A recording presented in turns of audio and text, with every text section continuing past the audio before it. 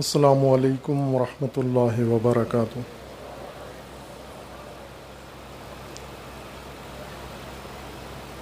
حضرت علامہ مفتی جعفر حسین رضوان اللہ تعالی علیہ کے روح پرفتوح کے لیے سورہ فاتحہ۔ بسم اللہ الرحمن الرحیم، الحمد للہ رب العالمین، الرحمن الرحیم، مالک یوم الدین، ایاک نعبد و ایاک نستعین، اہدنا الصراط المستقیم، صراط الذین انعمت علیہم غیر المغضوب علیہم ولا الضالین۔ صدق اللہ العلی العظیم۔ اعوذ باللہ من الشیطان الرجیم، بسم اللہ الرحمن الرحیم۔ الحمد للہ والصلاة والسلام علی رسول اللہ وآلہ آل اللہ،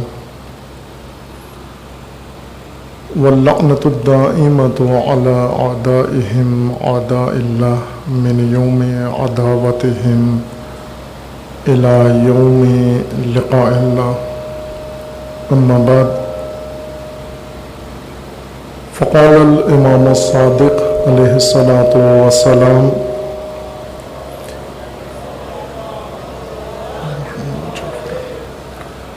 اذا مات العالم الفقیہ ظلم فی الاسلام ظلمۃ لا یسدها شیء۔ صلوات پڑھیے محمد و آل محمد پر۔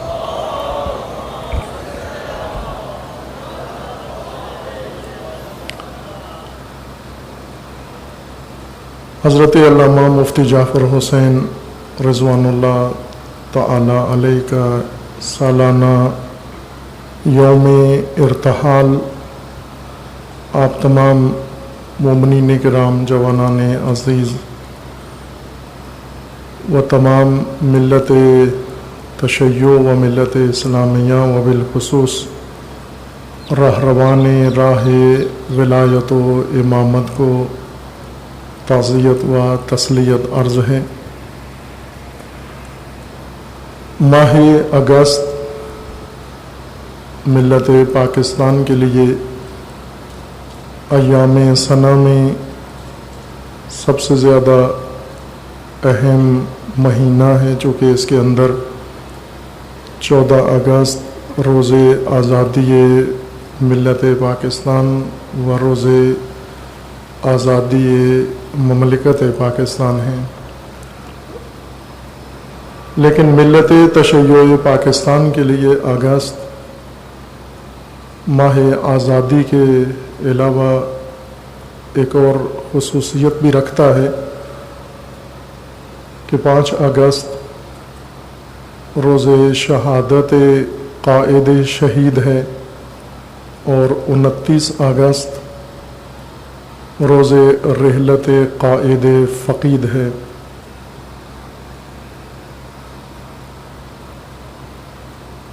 روز شہادت قائد شہید جو مجلس تکریم برپا ہوئی تھی لاہور میں جامعہ عروۃ الوثقی میں، ایک موضوع مومنین کی خدمت میں آغاز ہوا، شروع کیا تھا۔ آج اگست کی آخری تاریخوں میں و یوم رحلت قائد فقید میں اسی موضوع کے متعلق مزید آپ حاضرین علماء کرام، مومنین کرام و جوانان عزیز کی خدمت میں کچھ عرائض پیش کروں گا۔ تمہید کے طور پر آپ کی خدمت میں یہ عرض ہے کہ عظیم و مؤثر شخصیات ہر قوم کے اندر موجود ہیں، اور ہر قوم قبیلہ ان شخصیات کے ایام منعقد کرتے ہیں، بعض ان کے ایام ولادت اور بعض ایام وفات و رحلت، پاکستان کا کوئی ایسا شہر شاید ہو جس میں کوئی بڑی شخصیت مدفون نہ ہو، اور ان شخصیات کے سالانہ ایام عقیدت و احترام کے ساتھ اور مخصوص رسومات کے ساتھ برپا ہوتے ہیں، لوگ اس میں شرکت کرتے ہیں۔ پاکستان میں عموماً دینی شخصیات، معنوی شخصیات، روحانی شخصیات کے ایام کو عرس یا میلے کے طور پر برپا کیا جاتا ہے۔ بڑی شخصیت کے نام سے ان کے مزار پہ ان کے وارثین، ان کے جانشین، ان کے خلفاء یا ان کے عقیدت مند میلہ منعقد کرتے ہیں یا عرس منعقد کرتے ہیں، اور اس کے اندر تمام علاقائی و قومی و قبیلئی رسومات بجا لاتے ہیں۔ بعض میلوں میں یا بعض شخصیات کو خراج عقیدت ڈھول کے بغیر پیش نہیں کیا جاتا، بھنگڑا ہوتا ہے، دھمال ہوتی ہے، اور بعض تو اس سے بھی آگے تجاوز کر جاتے ہیں، اور اب یہ تجاوز حتیٰ بڑھ کر حریم عصمت تک جا پہنچا ہے کہ ان کی دیکھا دیکھی بعض جگہوں پر معصومین علیہ السلام کے ایام ولادت و جشن ولادت بھی انہی اوزان پر اور انہی طریقوں سے برپا کرتے ہیں، ونعوذ باللہ بعض اوقات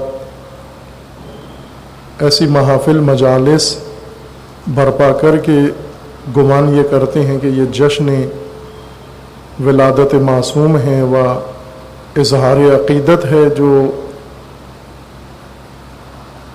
اپنی ذات میں گناہ بھی ہے اور توہین بھی ہے معصوم کی۔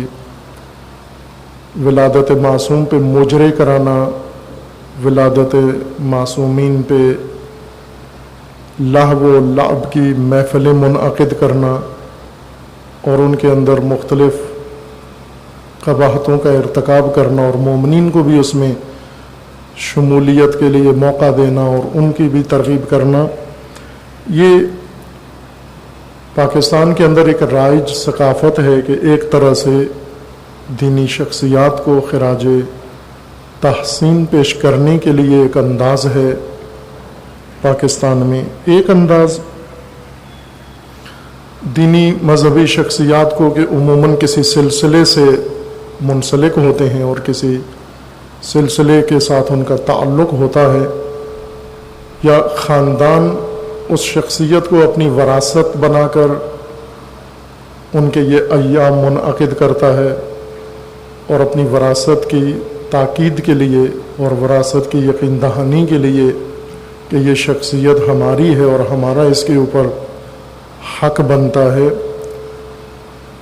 بعض اس طرح سے ان شخصیات کو خراج تحسین پیش کرتے ہیں، خصوصاً جن کے مزاروں پہ درآمد بھی ہوتی ہو اور جن کے مراقد پہ ان کے عقیدت مند حاضر ہو کر نظر و نیاز بھی چڑھاتے ہوں، نذرانہ عقیدت بھی پیش کرتے ہوں، وہاں ایک وراثت کے ثبوت کے لیے یہ محافل منعقد کی جاتی ہیں۔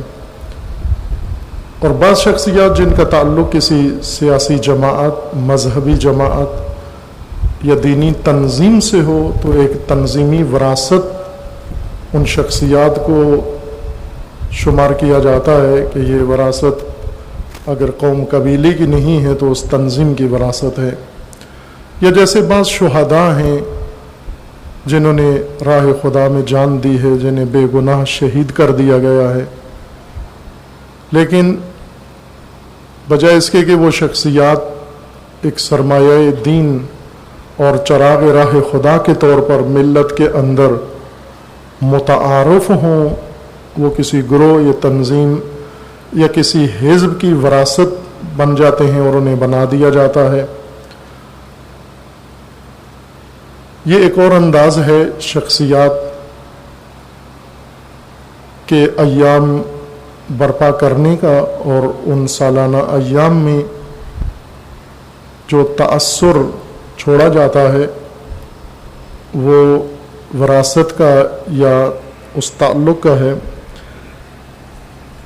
لیکن حقیقتاً جیسے بعض دیگر مناسبتوں سے مومنین کی خدمت میں عرض ہوا ہے، معصومین علیہ السلام کے ایام شہادت و ولادت جو ایک معیار سے ایام الہی کے زمرے میں ہیں، جن کا قرآن نے حکم دیا ہے ان کے ذکر کا، ان کے احیاء کا، ان کے تذکر کا، ایام اللہ ان کو زندہ رکھنے کا، ان کا ایک مصداق وہ ایام ہیں جو کسی طرح سے بھی معصومین علیہ السلام سے منسوب ہیں۔ یہ ایام امت کے لیے ایام عہد ہیں۔ ان ایام میں مؤمنین امام کے ساتھ، معصوم کے ساتھ اپنے اللہ کی بارگاہ میں عہد کرتے ہیں، جس عہد کے لیے معصوم حکمت الہی سے دنیا میں آئے، ہدایت بشر کے لیے، نجات بشر کے لیے، اس عہد کو تجدید کیا جاتا ہے، اس عہد کو احیاء کیا جاتا ہے ان ایام کے اندر۔ اور جو شخصیات علماء میں سے اور فقہاء میں سے یا دینی معاشرے کے اندر، امت اسلامیہ کے اندر مؤثر شخصیات ہیں، جیسے حضرت علامہ مفتی جعفر حسین رضوان اللہ تعالی علیہ، ان شخصیات کے ایام، ان کا یوم رحلت یا ان سے منسوب محافل و مجالس نہ عرس و میلے کی متقاضی ہیں اور نہ ہی تنظیمی و حزبی وراثت، بلکہ یہ ہستیاں ایک نمونے اور اسوے کا درجہ رکھتی ہیں ایک ملت کے لیے، اور یہ اسوہ ملت کی آگاہی کے لیے، بیداری کے لیے و شعور کے لیے ہے۔ ان ہستیوں سے، ان کے کرداروں سے، ان کی خدمات سے آشنا ہونا امت کے لیے اور ان کی زندگی کے مختلف پہلوؤں سے آگاہی ملت کی نجات کا راستہ ہے۔ یہ آگاہی ضروری ہے۔ ایک ملت کے لیے اپنے قائدین و رہبران نصاب کی حیثیت رکھتے ہیں،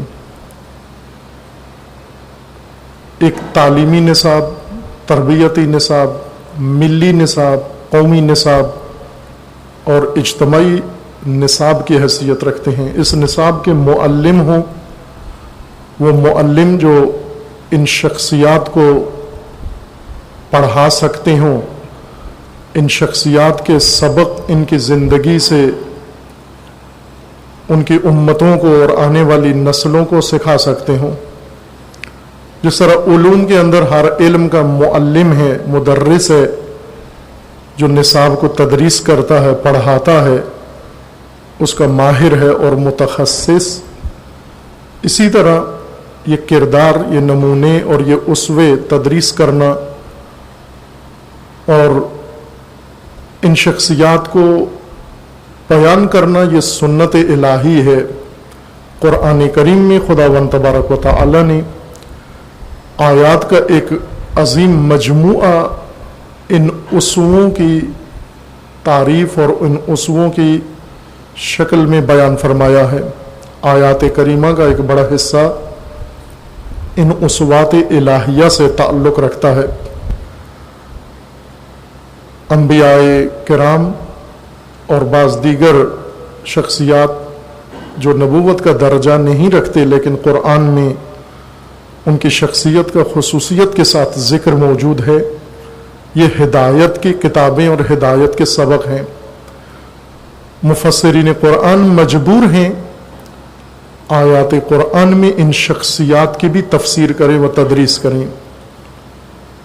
اگر ان شخصیات کی زندگیوں کے جنہیں قرآن نے اسوہ کہا ہے، حضرت ابراہیم خلیل علیہ الصلاۃ والسلام کو قرآن نے اسوہ پیش کیا ہے، اور نبی خاتم رسول اعظم صلی اللہ علیہ وآلہ وسلم کو قرآن کریم نے اسوہ حسنہ پیش کیا ہے۔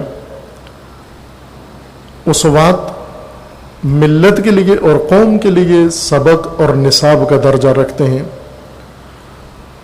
وہ شخصیات الحمدللہ ہر ملت کے اندر ہیں، ملت پاکستان بھی محروم نہیں ہے، توحید دامن نہیں ہے۔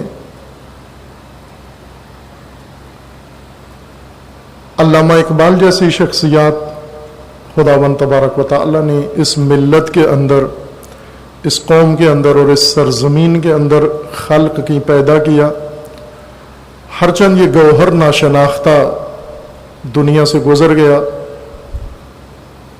اور ان کی فکر اور پیغام خود ان کے اپنے بقول کے ناشناختہ ہی ہے، جب تک سحر خیزان اقبال پیدا نہیں ہوتے، وہ نسل سحر خیز پیدا نہیں ہوتی جو روح پیغام اقبال کو پہچانے، اسے اپنے دلوں میں اتارے اور اس پیغام کو دنیا کے اندر پھیلائے۔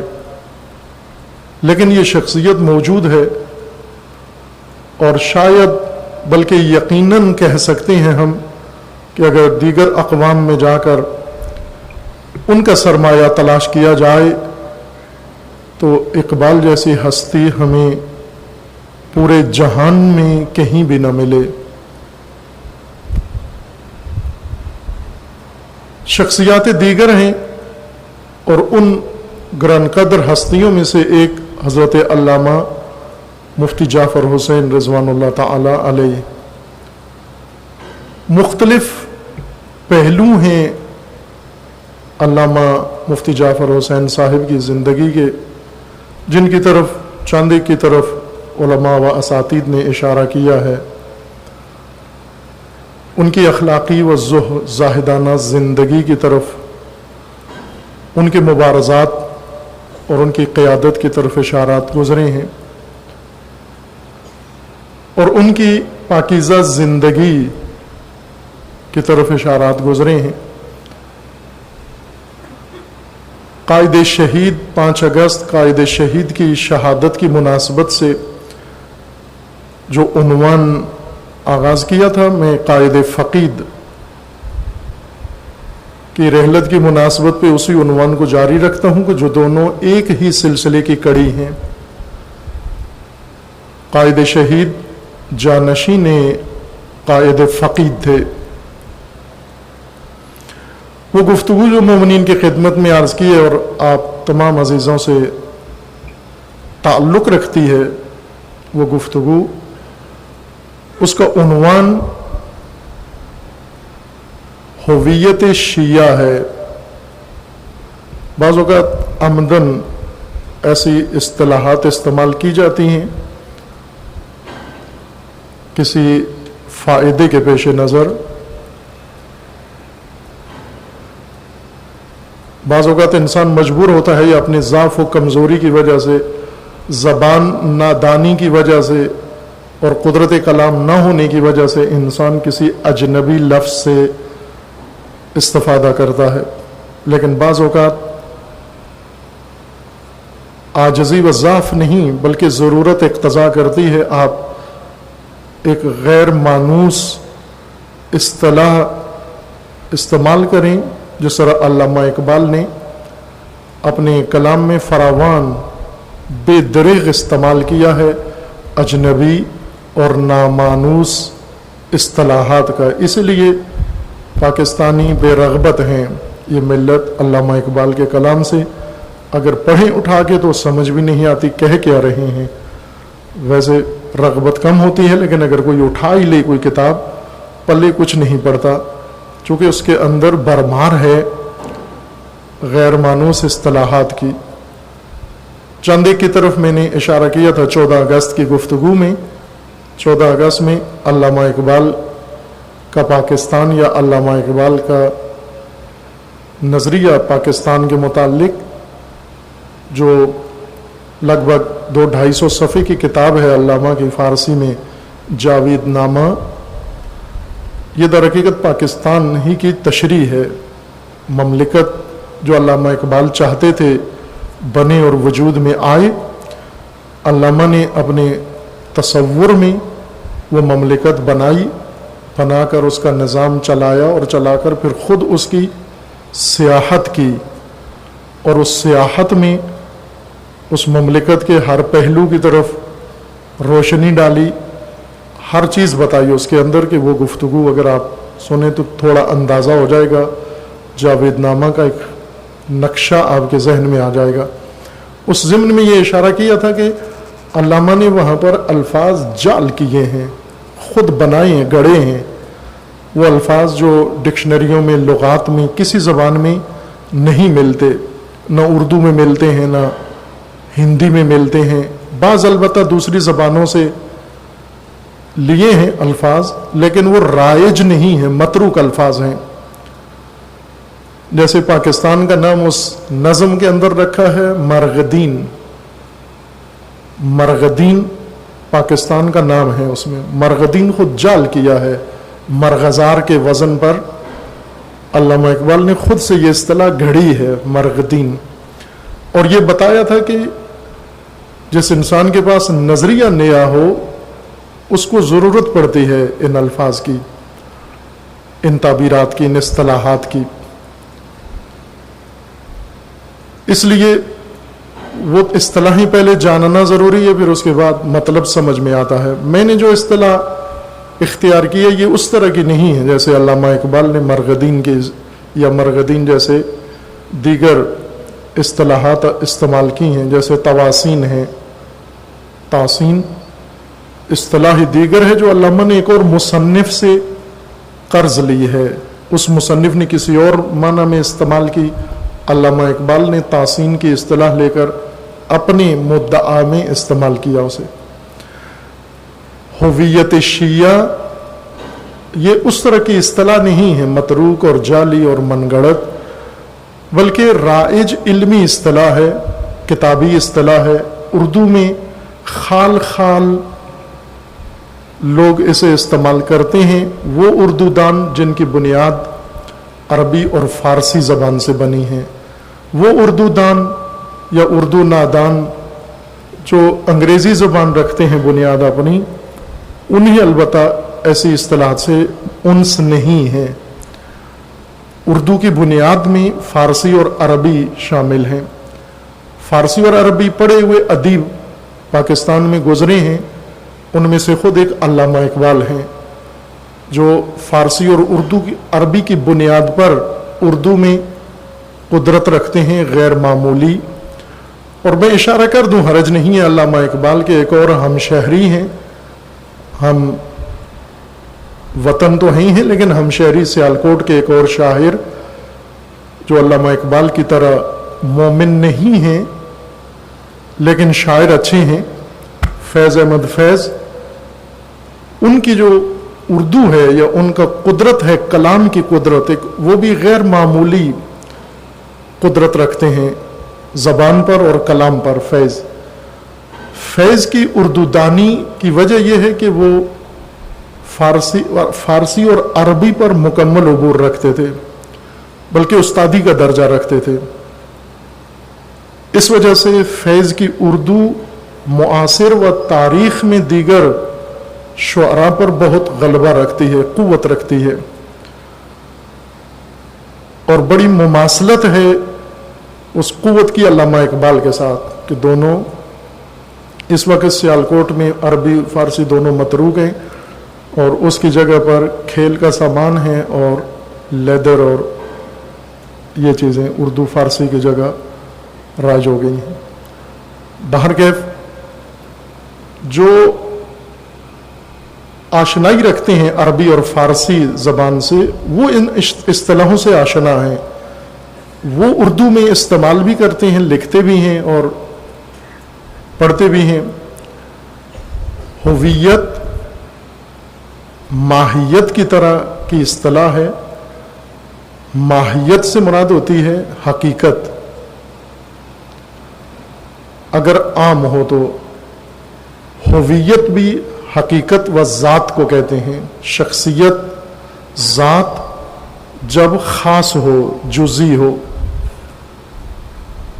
اس کو ہویت کہتے ہیں. یہ میں نے اصطلاح استعمال کر دی کہ جن کے مطالعہ میں آئے کسی اور جگہ پر بھی وہ متوجہ رہیں. ہویت ہے دو آنکھوں والی، واو یہ اور تے. ہویت شخصیت کو کہتے ہیں، ذات کو کہتے ہیں، خاص ذات کو، مصداقی ذات کو، جزئی ذات کو ہویت کہتے ہیں. علامہ اقبال نے یہ اصطلاح استعمال کی ہے، لیکن ہویت کے نام سے نہیں بلکہ خودی کے نام سے. علامہ اقبال کے کلام میں خودی سے مراد ہویت ہے.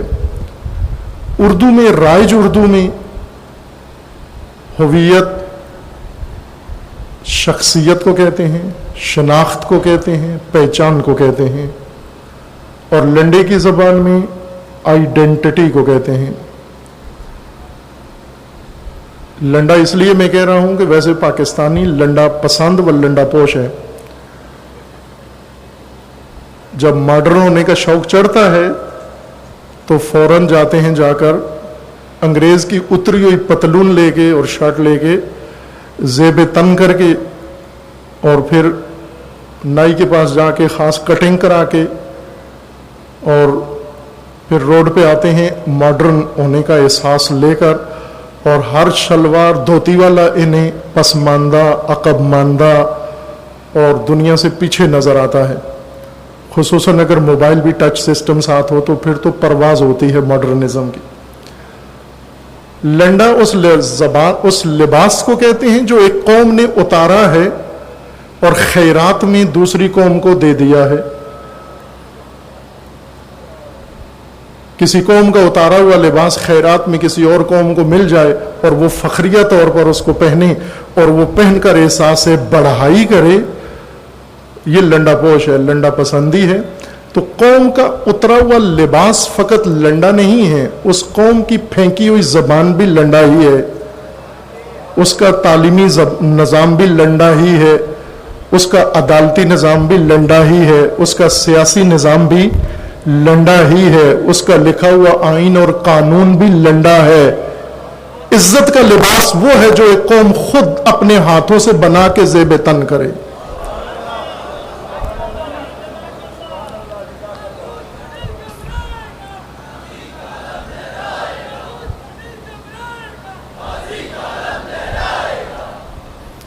وہ عزت کا لباس ہے، اس قوم کے تن پہ سجتا ہے جس نے اپنے ہاتھوں کی محنت سے اسے بنایا ہو، کمایا ہو اور پہنا ہو، اور اس پہ فخر کریں. چونکہ ہماری پسندیدہ زبان ہے یہ زبان، اس وجہ سے اس میں بھی میں نے کہہ دیا کہ اس میں ہویت کو کہتے ہیں آئیڈینٹی، شناخت، پہچان. آئی ڈی مختلف، موبائل کی واٹس ایپ کی زبان میں آئی ڈی، انٹرنیٹ کی زبان میں آئی ڈی کہتے ہیں اس کو، آئیڈینٹی. ہر فرد کی شخصیت ہے، قوم کی بھی شخصیت ہے، ملت کی بھی شخصیت ہے، ایک گھر کی شخصیت ہے، گھرانے کی شخصیت ہے.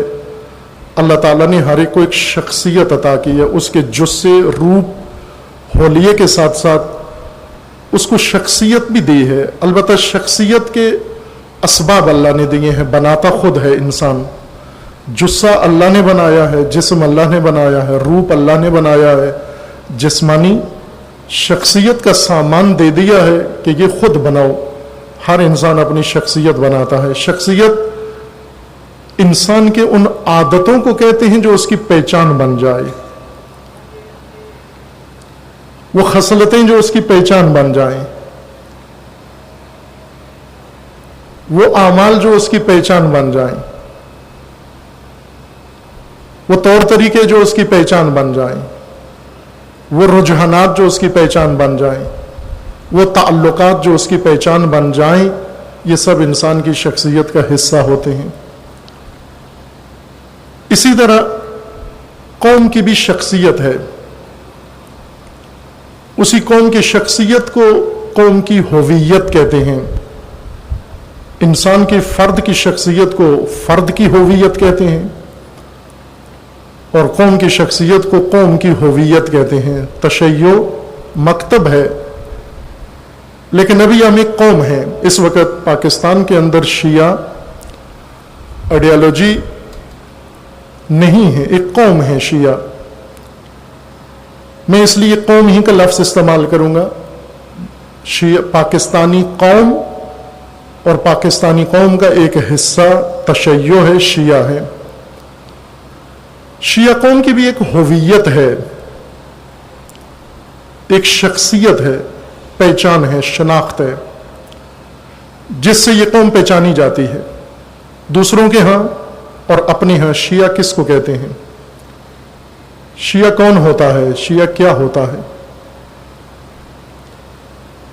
اگر کوئی پوچھے شیعہ کیا ہوتا ہے اور شیعہ کون ہوتا ہے، اس سوال کا جواب جو بھی آئے گا وہ شیعہ کی شخصیت ہوگی۔ اس سوال کے جواب میں شیعہ کی شخصیت بیان کی جائے گی۔ آپ سے بھی اگر کوئی پوچھے کہ بھائی بتاؤ شیعہ کیا ہوتا ہے، پوچھتے ہیں لوگ شیعہ کون ہوتا ہے، شیعہ کیا ہوتا ہے، شیعہ کیسے ہوتا ہے، یعنی آپ سے تشیع کی ہوویت پوچھ رہا ہے، شخصیت پوچھ رہا ہے، ذات پوچھ رہا ہے۔ آپ اسے وضاحت کریں، تشریح کریں، اور پوچھے بغیر ہی دنیا کے اندر، مثلا پاکستان کے اندر تشیع کی ایک پہچان ہے، تعارف ہے، جن خصوصیات کی بنا پر شیعہ کو جانا جاتا ہے کہ یہ قوم ہے، یہ مطلب، یہ مسلک ہے، یہ مکتب ہے، یہ ان کی سوچ ہے، یہ ان کا کردار ہے، یہ ان کی کارکردگی ہے۔ جن چیزوں سے تعارف کروایا جاتا ہے، جو آپ کی آئیڈینٹی ہے، جو آپ کی آئی ڈی ہے، جس سے آپ پہچانے جاتے ہیں، وہ آپ کی شخصیت ہے۔ اس وقت مقصود وہ شخصیت نہیں جو ہم نے خود بنا لی ہے اور جس چیز سے ہم جانے جاتے ہیں۔ اس وقت مد نظر وہ شخصیت ہے جو ہونا چاہیے، شیعہ کی شخصیت جو ہونا چاہیے۔ تشیع کے قالب میں جب ایک ملت ڈھلتی ہے، قالب سانچے کو کہتے ہیں، جیسے اینٹیں بناتے ہیں، اینٹوں کا مٹی کا گارا بنا کر پھر ایک سانچہ رکھتے ہیں، اور اینٹ بنانے والے، خشت ساز، عورتیں، بچے، کاریگر بڑے ہنرمند ہوتے ہیں۔ ہم انہیں بڑی حقارت کی نگاہوں سے دیکھتے ہیں، چونکہ ہنر کی قیمت نہیں ہے، ہنرمند کی بھی قیمت نہیں ہے۔ سفالگر جو سب سے برتر ہنر آج تک دنیا میں موجود ہے، ہمارے ہاں وہ کمی اور کمار سمجھا جاتا ہے، اور ذات ہی خراب ہو جاتی ہے۔ اگر کسی نے مٹی کا گھڑا بنا دیا تو نہ صرف اس نے غلط کام کیا ہے بلکہ اپنی ذات ہی خراب کر بیٹھا۔ اگر چودھری ہے کوئی اور اس نے مٹی کا گھڑا بنایا تو اسی دن کمار ہو جائے گا۔ اگر سید ہے اور اس نے مٹی کا کاسا بنا لیا تو اس دن سے وہ سید نہیں بلکہ کمار ہو گیا، اور کمار بنتے ہی وہ نچلی ذات کا ہو گیا، حقارت والی ذات کا ہو گیا۔ نہ عزیزان، سید بے ہنر ہو تو سادہ سید ہے، اور سید کے اگر ہنر آ جائے تو بڑا ودیع سید ہوتا ہے۔ اگر ہنر آ جائے اس کے اندر، نہ کہ ہنر آنے سے کم ہو جاتا ہے، گھٹیا ہو جاتا ہے۔ ہم اسی سید کو بڑا باکمال سمجھتے ہیں جو کچھ بھی نہ کر سکتا ہو، جس کے لیے سارے کام مرید کرتے ہوں، رعیت کرتی ہو۔ ہم کہتے ہیں بڑے شاہ جی بڑے پہنچے ہوئے ہیں، اپنا جوتا بھی نہیں باندھ سکتے۔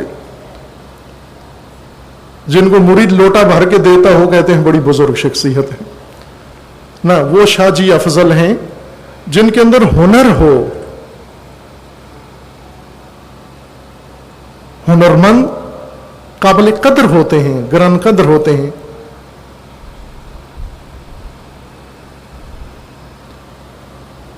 اینٹیں بناتے ہیں سانچے میں ڈھلتی ہیں. ایک جیسا مٹی کا گارا بنتا ہے اور اس مٹی کو معین مقدار میں اٹھا اٹھا کے وہ بچے اور عورتیں، وہ ہنرمند ہاتھ اٹھا اٹھا کے اس سانچے میں ڈالتے جاتے ہیں اور سانچہ اتارتے جاتے ہیں، اور بڑی سرعت کے ساتھ ایک دن میں سینکڑوں اینٹیں بنا دیتے ہیں ایک جیسی.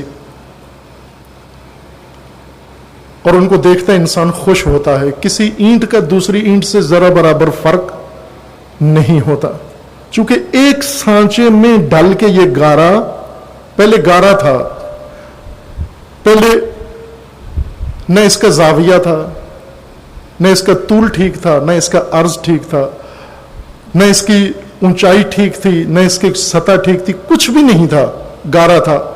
لیکن یہی گارا ہنرمند ہاتھ نے سانچے میں ڈالا، سانچے میں ڈھل کے بہت ہی دیدہ زیب خوبصورت اینٹ بن گیا. اور اگر اس کچی اینٹ کو بٹھی نصیب ہو جائے، پختہ ہو جائے اور پک جائے تو بڑی بڑی عمارتیں قائم کر سکتا ہے، بڑی بڑی عمارتیں قائم کر سکتا ہے. تشیع وہ الہی سانچہ ہے جس میں یہ خاک، یہ بدن کی خاک، یہ انسانی خاک کا پتلا، یہ جب تشیع کے سانچے میں ڈھالا جاتا ہے اور ڈھل کے جب ایک نپی تلی ہوئی مقدار میں طول و عرض اس کا ٹھیک ہو جاتا ہے، اور پھر اس کو اگر تربیت کی بٹھی بھی مل جائے، اگر تربیت کی بٹھی میں ڈال دیا جائے اور وہاں پر استقامت دکھائے، تو جو بن کے نکلتا ہے وہ شیعہ ہوتا ہے.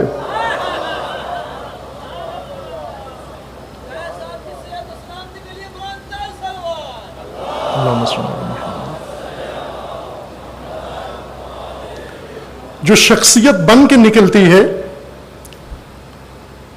وہ شیعہ ہویت اور شیعہ شخصیت اور شیعہ آئیڈینٹی کہلا سکتی ہے. لیکن جو کلچر نے بنایا ہو، جو ثقافت نے بنایا ہو، جو آبائی دین نے بنایا ہو، جو رسومات نے بنایا ہو، جو تقلید نے بنایا ہو، جو ہندی ثقافت نے بنایا ہو، جو مغربی کلچر نے بنایا ہو، اس کے اندر سے جو بھی بن کے نکلے گا اس کی بھی ایک شخصیت ہے. لیکن یہ وہ شخصیت نہیں ہے جس کو ہم شیعہ پہچان یا شیعہ ہویت کہہ سکیں. بچہ جب پیدا ہوتا ہے ثقافت کا بنا ہوا شخصیت رکھتا ہے، لیکن شیعہ شخصیت، شیعہ قوم کی شخصیت، شیعہ ملت کی شخصیت اس پہ صدق نہیں کرتی، آبائی شخصیت رکھتا ہے. بچہ جب پیدا ہوتا ہے پیدائش میں اس کا بدن بنتا ہے، پیدائش کے بعد اس کی شخصیت بنتی ہے. بچہ جب چھوٹا ہوتا ہے کچھ عمر ماں باپ کے سائے میں شخصیت سازی کا ایک مرحلہ گزارتا ہے، اور ایک تعلیمی اداروں میں اور معلمین کے زیر سایہ شخصیت سازی کا مرحلہ گزارتا ہے. یہ اس کی شخصیت کی رشد، شخصیت کی بناوٹ، شخصیت کی ساخت کے ایام ہیں. ان میں جب وہ شخصیت بن کے پک کے باہر آتا ہے، ہر معاشرہ، ہر سماج، ہر گھرانہ جیسا وہ خود ہے ویسی اس بچے کی شخصیت بنا دیتا ہے. پیدا فطرت پہ ہوتا ہے خام، لیکن ماں باپ یحودانے ہی و ینصرانے، ماں باپ اسے یہودی بنا دیتے ہیں یا ماں باپ اسے نصرانی بنا دیتے ہیں. یہ شخصیت ماں باپ اس کی بناتے ہیں، معلم بناتے ہیں، تعلیمی نظام اور سیاسی نظام اس کی شخصیت کو بناتا ہے. اس وقت پوری دنیا میں ایک بہت عظیم رویداد تاریخی وقوع پذیر ہوئی ہے. صدیوں کے بعد رونما ہونے والا حادثہ جس کا قرآن نے وعدہ دیا ہوا تھا. قرآن نے ایک بہت عظیم تبدیلی زمین کی بیان کی ہوئی ہے قرآن کی واضح و روشن آیات کے اندر، جس میں اللہ تعالیٰ کا وعدہ ہے کہ ہم زمین کی کایا پلٹیں گے، ہم مستضعفین کو امامت عطا کریں گے، ہم پسے ہوئوں کو، مستضعفین کو وراثت عطا کریں گے۔ وراثت کا، الہی وراثت کا یہ نظام اور وعدہ وقوع پذیر ہو رہا ہے، حالت وقوع میں ہے، اور اس کی حالت وقوع کی ایک علامت یہ ہے کہ مستضعفین، پسے ہوئے، افتادگان، ستم رسیدگان، امام خمینی کے فرمان کے مطابق پا برہنگان، سیلی خوردگان، تماچے کھائے ہوئے، جنہیں ظلم کے تماچوں سے مارا گیا، جنہیں ستم کے کوڑوں سے مارا گیا، جنہیں محرومیت کی زنجیروں میں جکڑا گیا، وہ بیداری کی حالت میں ہیں۔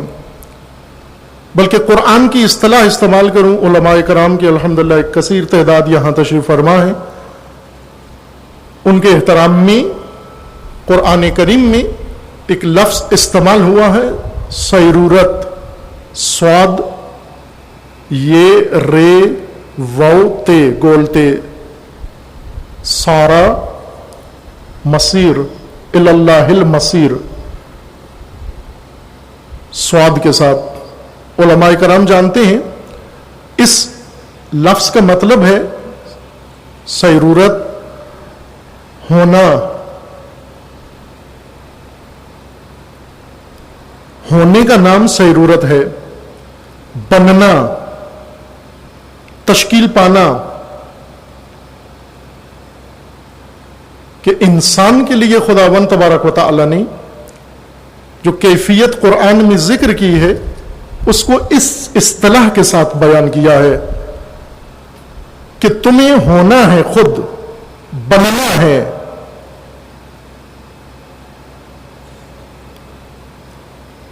مستضعفین کے وعدے کے لیے، مستضعفین اس وقت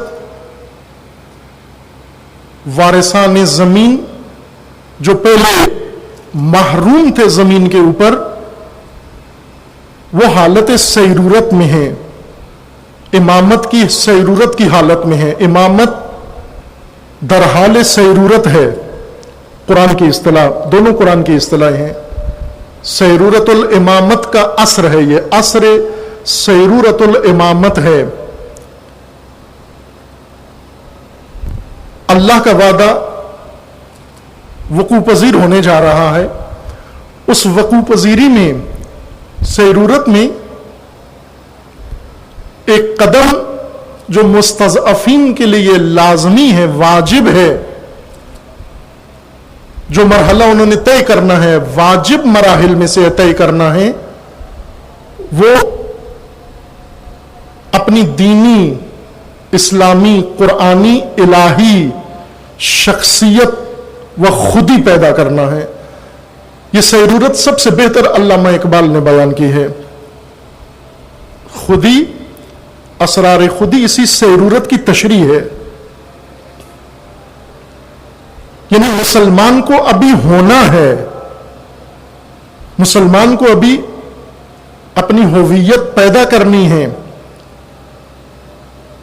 اپنی شخصیت بنانی ہے، تشکیل دینی ہے۔ سیرورت شخصیت کی تشکیل، یہ تشکیل مستضعفین کے لیے لازم ہے۔ اس تشکیل سے اس مقام پہ پہنچیں گے جہاں پر وعدہ الہی کا نصاب اور شرائط پوری ہوں گی، جس کے بارے میں روزانہ پوچھتے ہیں متی نصر اللہ، کب ہے وعدہ خدا کہ پورا ہونے کا وقت انہیں بتا دو کہ قریب ہے، صرف انتظار تمہارا ہے کہ یہ مرحلہ کتنا جلدی طے کر سکتے ہو.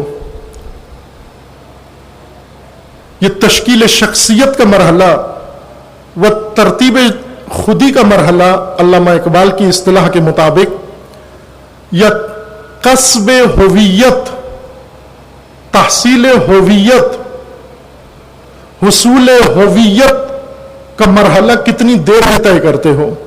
یہ تمہاری رفتار، تمہاری سرعت اور تمہاری سپیڈ پر ہے، کتنا جلدی یہ کام مکمل کر لیتے ہو. الحمدللہ اس وقت دنیا میں وہ آثار نمایاں ہیں کہ تشیع اس وقت اسی سیرورت کی حالت میں ہے، تشکیل خودی کی حالت میں ہے اور کسب ہویت کر چکا ہے یا کر رہا ہے عالمی سطح پر. لیکن پاک سرزمین ابھی اس عمل سے دور ہے، چونکہ پاک سرزمین پر یہ ندا اور یہ بنگ ابھی سنائی نہیں دی کسی کو.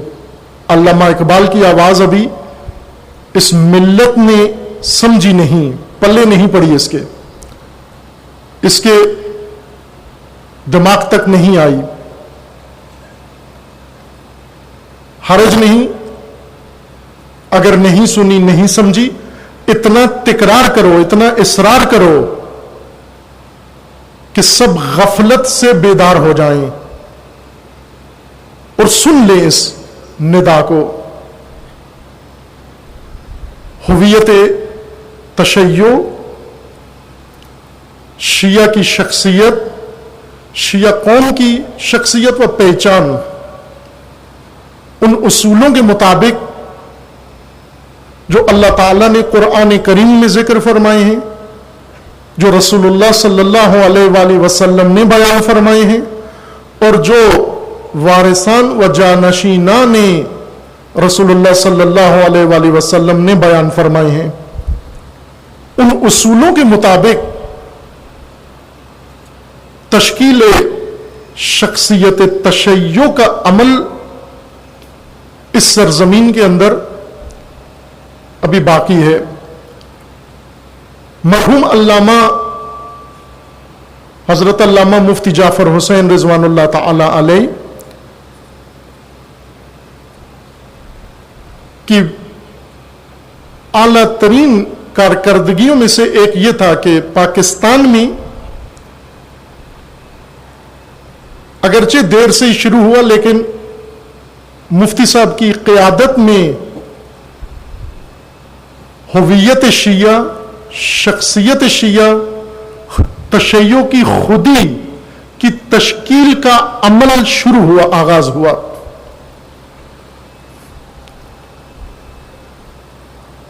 جب پاکستان بنا، ایک ملت نے تولد حاصل کیا، ملت متولد ہوئی. پاکستان بننے کا نام جغرافیائی حدیں اور باؤنڈری لائن قائم کرنا نہیں ہے. پاکستان 14 اگست کا مطلب یعنی تولد ملت، ولادت ملت اسلامیہ. یہ ملت جب متولد ہوئی، اس کو والدین کی ضرورت تھی، بچپن میں تھی، پرورش دیتے اس ملت کو، لوٹتے نہیں.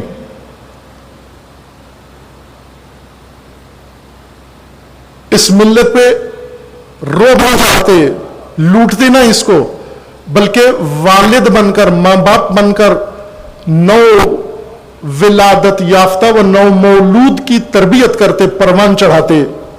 اور پھر اس ملت کو معلمین کی ضرورت تھی جو اس کی شخصیت بناتے اور اس کی شخصیت کی تشکیل کرتے. اور ملت پاکستان آج ایک شناخت اور پہچان کے ساتھ اپنے ملک کے اندر رہ ہوتی، اور یہ تمام بحران نہ ہوتے جو آج آپ مشاہدہ کر رہے ہیں. لیکن یہ عمل نہیں ہوا. ولادت کے بعد وہ بدنصیب بچے جو ولادت کے بعد بے رحموں کے ہاتھ چڑھ جاتے ہیں، جو ولادت کے بعد اغوا کنندگان کے ہاتھ چڑھ جاتے ہیں، جو ولادت کے بعد سوتیلوں کے ہاتھ چڑھ جاتے ہیں، جو ولادت کے بعد خونخواروں کے ہاتھ چڑھ جاتے ہیں، ملت پاکستان ولادت کے بعد ان ہاتھوں میں چلی گئی۔ وہ خود ہی وہ شخصیت، وہ پہچان حاصل نہیں کر سکی۔ اگر یہ اسی وقت سے یہ عمل شروع ہوتا تو حضرت علامہ مفتی جعفر حسین نے جب ملت تشیع کی قیادت سنبھالی، اس وقت ملت کسی اور قد کی ہوتی، کسی اور روپ میں ہوتی، اور آج مکمل طور پر ہمارے سامنے جو منظر ملک میں موجود ہوتا وہ کچھ اور ہوتا، یہ نہ ہوتا جو آج ہے۔ حضرت علامہ مفتی جعفر حسین رضوان اللہ تعالی علیہ نے قیادت سنبھالی، یہ واقعہ آپ سب جانتے ہیں، میں چھوٹے بچوں کے لیے جو اس وقت نہیں تھے یا ان جوانوں کے لیے، چونکہ ایک خلا موجود ہے تشیع پاکستان کے اندر، اور وہ یہ کہ مدون مستند تاریخ تشیع کی نہیں ہے، اور کوئی اس کی طرف توجہ بھی نہیں کر رہا، اسے اہمیت بھی نہیں دے رہے، اور اسی طرح نسل اندر نسل پیدا ہوتے جا رہے ہیں اور اپنے ماضی سے بے خبر، سینہ بے سینہ منتقل کی ہوئی باتیں جو غیر مستند ہیں، نادرست ہیں، مبالغہ آمیز ہیں و تحریف شدہ، انہیں تاریخ سمجھتے ہیں۔ یہ بہت بڑا خلا موجود ہے، اہل قلم جو کر سکتے ہیں یہ کام، ان کی ذمہ داری ہے کہ ایک مستند تاریخ تشیع کی پاکستان کے لیے تدوین ہو۔ ایک قوم کے لیے ضروری ہے، تاریخ اس کی شخصیت کا حصہ ہوتی ہے۔ تاریخ کے بغیر ایک ملت گمنام بن جاتی ہے، اپنا عطا پتہ کھو بیٹھتی ہے، گم ہو جاتی ہے، اور شدید مشکلات کا سامنا اسے کرنا ہوتا ہے۔ میں اس لیے اس خلا کی وجہ سے یہ نقطہ عرض کر رہا ہوں کہ مفتی جعفر حسین رضوان اللہ تعالی علیہ نے جب ملت کی قیادت سنبھالی، ضیاء الحق کا زمانہ ایک بہت ہی مکار اور خونخوار جرنیل جو کودتا کے ذریعے اقتدار میں آیا، مکر کے ذریعے، مکاری کے ذریعے، اور آ کر اس نے تاریخ اسلام میں اور تاریخ پاکستان میں سب سے گھناؤنا قدم اٹھایا۔ یہود اور بنو امیہ کہ رخ سفید کیے اس نے، اور وہ اسلام کو وسیلہ قرار دے کر، ذریعہ بنا کر اپنے منحوس اقتدار کی خاطر اسلام کو استعمال کیا، آلے کے طور پر، ٹول کے طور پر۔ اس سے پہلے بھی کرتے تھے، لیکن پہلا شخص جس نے دین کا نعرہ لگا کر، اسلام کا نعرہ لگا کر شیطانی سیاست کی، وہ یہ منحوس انسان ہے،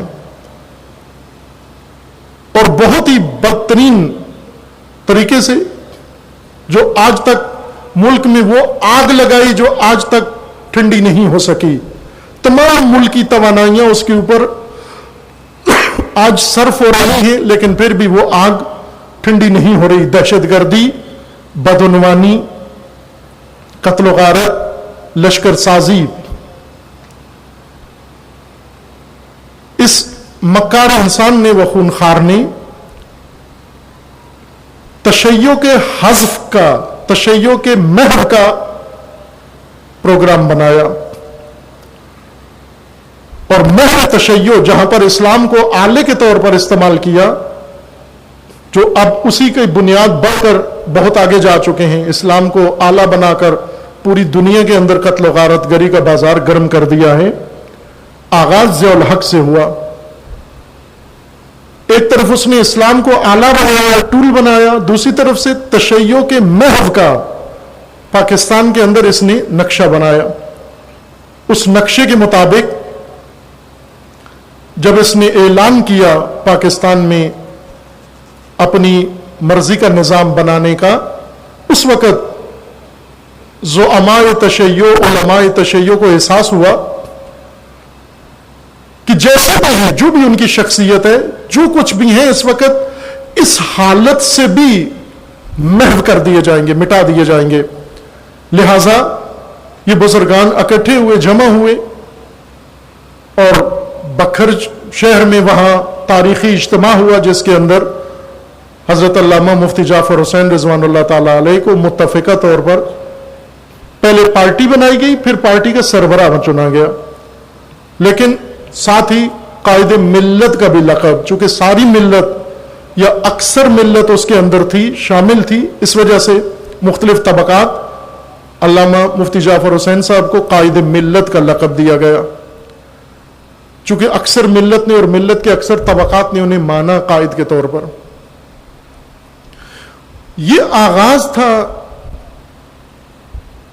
शख्सियत तशय्यो, हुवियत तशय्यो की तरफ पाकिस्तान में पहला कदम था, पहला कदम उठाया गया। इससे पहले न ये हालात थे और न इसकी जरूरत समझी गई। अब तवज्जो फरमाएंगे एक नुक्ते की तरफ, मैं वजाहत कर दूं उसकी पहले ही। बखर में जो रवश अपनाई गई वो तंजीमी और हिजबी रवश अपनाई गई कि तंजीम जो ज्यादा नुमाया जिसका वजूद हो गया बखर उस इज्तिमा और अमल में, वो सबसे नुमाया तंजीम हुई तहरीक नफाज फ़िक़्ह जाफरिया के नाम से, और दूसरे दर्जे पर मरहूम अल्लामा मुफ्ती जाफर हुसैन साहब की शख्सियत नुमाया हुई, पहचाना लोगों ने कायद के तौर पर। लेकिन तीसरी चीज जो असल थी, वो बुनियाद थी बखर के अंदर, जो आज तक नुमाया नहीं हुई। दो चीजों ने अपना मकाम पा लिया, तंजीम ने भी अपना मकाम पा लिया और मुफ्ती साहब की क़यादत भी मशहूर हो गई। लेकिन जो असल काम हुआ बखर के अंदर, जो आज का हमारा मौजू है, वो मिल्लत तशय्यो की हुवियत का अमल शुरू हुआ। दर हकीकत पहचान का अमल शुरू हुआ, शख्सियत बनने का अमल शुरू हुआ, पहला कदम उठाया गया। लेकिन चूंकि हमारा कल्चर ऐसा है कि जिसमें तंजीम ज्यादा मौका है तंजीम के लिए, हमारी ज़हनी फ़ज़ा, हमारी सकाफ़ती फ़ज़ा पाकिस्तान में ऐसी है कि उसमें तंजीमें ज़्यादा रुश्त करती हैं। मसलन जैसे पंजाब की ज़मीनों में गंदम पैदा होती है और गन्ना पैदा होता है, चावल पैदा होता है बाज़ जगह पर, लेकिन सिंध में जाएं तो वहाँ केला, इन्हीं ज़रख़ेज़ ज़मीनों पर केला काश्त किया जाता है, चूँकि मौसम ऐसा है यहाँ और वहाँ का। आप मुल्तान में जाएं और मुजफ्फरगढ़ में वहाँ आम आपको मिलेंगे, लेकिन गुजरांवाला और रावलपिंडी तक जाएं तो आपको आम यहाँ नहीं काश्त कर सकते, है ये भी पंजाब है। या सरगोदा में माल्टा कीनू होता है, लेकिन और किसी सरजमीन पर आप चले जाएं, चकवाल में, तो वहाँ मूंगफली होती है, वहाँ माल्टा कीनू नहीं उगता। ये ज़मीनों की खुसूसियत है कि हर ज़मीन किसी ख़ास शय को पालने और परवरिश देने के लिए आमादा होती है। कहीं मूंगफली पलती है, कहीं माल्टा कीनू पलता है, कहीं आम उगता है, कहीं केला होता है, कहीं गंदम उगती है। इसी तरह पाकिस्तान के अंदर तंजीम खूब उगती है, नजरिया नहीं उगता, मकतब नहीं उगता, आइडियोलॉजी नहीं उगती, लेकिन तंजीम खूब उगती है। ये जमीन आमादा है इस बीज को रुश्त देने के लिए। मौसम बहुत हमवार है पाकिस्तान का कि अगर कमजोर तरीन बीज, गला सड़ा हुआ बीज भी तंजीम का काश्त करें, आपको एक तनावर दरख्त बेल नजर आएगी जो चंद दिनों में बहुत बढ़ के फैल जाती है, रुश्त ज्यादा मिलती है उसको। लेकिन हुवियत, शख्सियत, पहचान, ये बीज था जो काश्त हुआ उन हमारे बुजुर्गों के हाथों, जो زندہ ہیں، خداوند تعالیٰ انہیں حفظ کرے، سلامت رکھے، اور جو اس دنیا سے رحلت فرما گئے پروردگار انہیں جوار رحمت میں مقام نصیب فرمائے۔ ان تمام بزرگوں کے ہاتھوں یہ بنیاد پڑی، ایک قیادت کا اعلان ہوا، تنظیم کا قیام ہوا، لیکن ایک تیسری چیز ساتھ شروع ہوئی، اور وہ ہویت شیعہ، شخصیت شیعہ، شناخت شیعہ، خود شیعہ کی بننا شروع ہوئی۔ پہلا قدم اٹھا اس کی طرف۔ توجہ فرمائیں، ابھی ان کے ذہنوں کے اندر جو کچھ تھا لاشعور میں، شعور میں کچھ اور ہو گیا، لاشعور میں کچھ اور رہا۔ تنظیم کا نام جو انتخاب کیا گیا، تحریک نفاذ فقہ جعفریہ، فقہ کہتے ہیں اردو زبان میں یا پنجابی رائج زبان میں، میں بھی ابھی آپ کے ہم زبان ہو کر یہی کہوں گا، فقہ ہی کہوں گا تاکہ سمجھ آئے۔ فقہ کہنے سے بعض سمجھتے نہیں، پتہ نہیں کیا کہہ رہے ہیں، فقہ کیا چیز ہوتی ہے، ہمیں تو فقہ پتہ ہے۔ اس وقت نعرہ بھی یہ تھا کہ جان دیں گے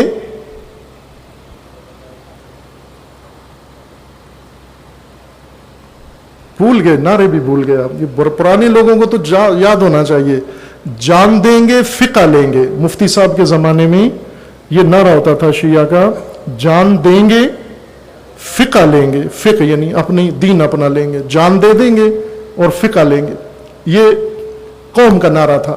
لیکن بکھر میں اس اجتماع میں تنظیم کا جو وجود قائم ہوا، اس کا عنوان تحریک نفاذ فقہ جعفریہ، یہ اس کا عنوان چنا گیا۔ خب یہ عنوان ان حالات کے اندر یہ شعار کی حیثیت رکھتا ہے، ایک ملت کا شعار ہے۔ شعار نعرے کو نہیں کہتے، شعار وہ فکر ہے یا وہ مقصود ہوتا ہے نصب العین، جو جنگوں میں عموماً یا کسی بڑے کام کے لیے چنا جاتا ہے۔ اس پر ایک عشرہ کامل کی گفتگو میں نے کی ہے، شعار کربلا، شعار حسینی۔ سید الشہداء علیہ السلام نے کربلا میں جو شعار دیے ہیں ان کے متعلق تفصیل سے گفتگو ہے، وہاں شعار کی بھی تفسیر و تشریح موجود ہے، شعار کس کو کہتے ہیں اور کیوں شعار ضروری ہے۔ ہر قوم کا ایک شعار ہوتا ہے، ہر مذہب کا شعار ہے، جیسے لا الہ الا اللہ اسلام کا شعار ہے، کلمۃ اللہ ہی العلیٰ یہ دین کا شعار ہے، یہ اسلام کا شعار ہے، یہ شعار ہے در حقیقت جسے ہم کلمہ کہتے ہیں، یہ شعار دین ہے۔ شعار قوم بنا تحریک نفاذ فقہ جعفریہ۔ اب توجہ فرمائیں، یہاں پر محرک اس اجتماع کا رد عمل تھا ضیاء الحق کے عمل کے مقابلے میں۔ ضیاء الحق نے جو اپنا ٹولہ تھا، اس کا ضیاء الحق کے پیچھے ایک بہت بڑا ٹولہ تھا، مذہبی ٹولہ، وہی مذہبی ٹولہ جس نے بعد میں پاکستان کو آگ میں جھونکا، جو آج تک ہزاروں لاکھوں پاکستانیوں کا خون گرا چکا ہے، شیعہ و غیر شیعہ کا، وہی ٹولہ ضیاء الحق کے ساتھ تھا۔ بڑے بڑے چہرے جو آج بھی احترام کی نگاہ سے دیکھے جاتے ہیں، یہ سب ضیاء الحق کے ساتھ تھے۔ اس پورے ٹولے نے یہ فیصلہ کیا کہ ملک کے اندر خاص قسم کا اسلام کا چہرہ بنا کر اور نافذ کر کے، اور ضیاء الحق امیر المومنین بن کر، خلیفہ بن کر رسول اللہ کا، اور پھر ایک دفعہ وہ عصر زندہ کرے، اور یہ سارا ٹولہ اس کے ساتھ تھا۔ اور اس میں ضروری تھا، اس نظریے میں ضیاء الحق کے منصوبے میں، شیعہ بیچ میں سے محو ہو جائے، چونکہ شیعہ اگر ہوا تو یہ چہرہ یا یہ نظام نافذ نہیں ہو سکتا، اور شیعہ کو بھی احساس ہو گیا کہ ہمیں محو کرنے جا رہے ہیں، ہمیں ختم کرنے کا منصوبہ ہے۔ لہذا اس وقت کے بزرگان نے احساس کیا اور اٹھے، محرک یہ رد عمل بنا، اور جمع ہوئے۔ جمع ہونے کے بعد ایک روش اپنائی ان لوگوں نے، اور وہ تنظیم اور حزب۔ اب محرک رد عمل تھا، हुकूमत की तरफ से, उस वक्त की हुकूमत की तरफ से, और रविश तंजीम और हिज्ब की थी। ये दो चीजें अभी हम बात नहीं करते इनसे। मैं उस तीसरी चीज का आपकी खिदमत में अर्ज करता हूं उन्वान, और वो जो शिआर नाम के साथ तंजीम का जो नाम चुना गया, ये शिआर था मिल्लत का, और ये शिआर रविश से भी ज्यादा गहरा है और मुहर्रिक से भी ज्यादा अपने अंदर गहराई रखता है। मैं तिकरार करता हूं फिर जरा, चूंकि आपके अजहान शरीफ मुझे थोड़ा बहुत अंदाजा है कि मैं पहले मिसाल भी दी हुई है कि जब गुफ्तगू आदमी करता है तो अपने सामने बैठे हुए अफराद की मजलूमियत का अंदाजा होता है हमें।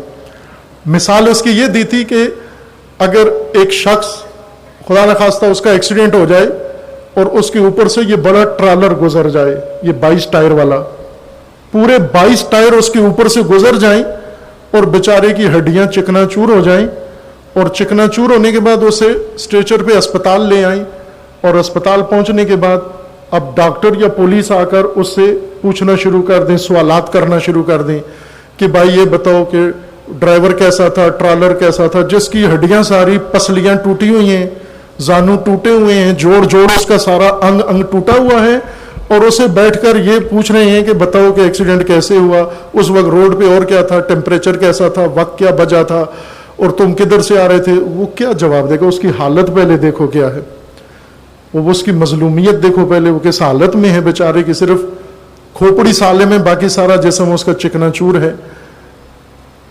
सामीन की भी यही हालत होती है। इनके ऊपर 100 टीवी चैनल का ट्रॉलर जब गुजरता है मीडिया का, और उसके ऊपर अजीबो गरीब किस्म के जाकिरों का जब टैंक गुजरता है इनके ऊपर से, और फिर उसके बाद इनके ऊपर जो खतीबों का डंपर गुजरता है, और उसके बाद जो इनका कचूमर निकलता है, और वो जहन लेकर अब एक तालिब इल्म के सामने, तो मुझे बखूबी अंदाजा होता है कि मजलूमीन सामने क्या हालत होगी उनकी इस वक्त। इसलिए तवक्को नहीं होती कि बात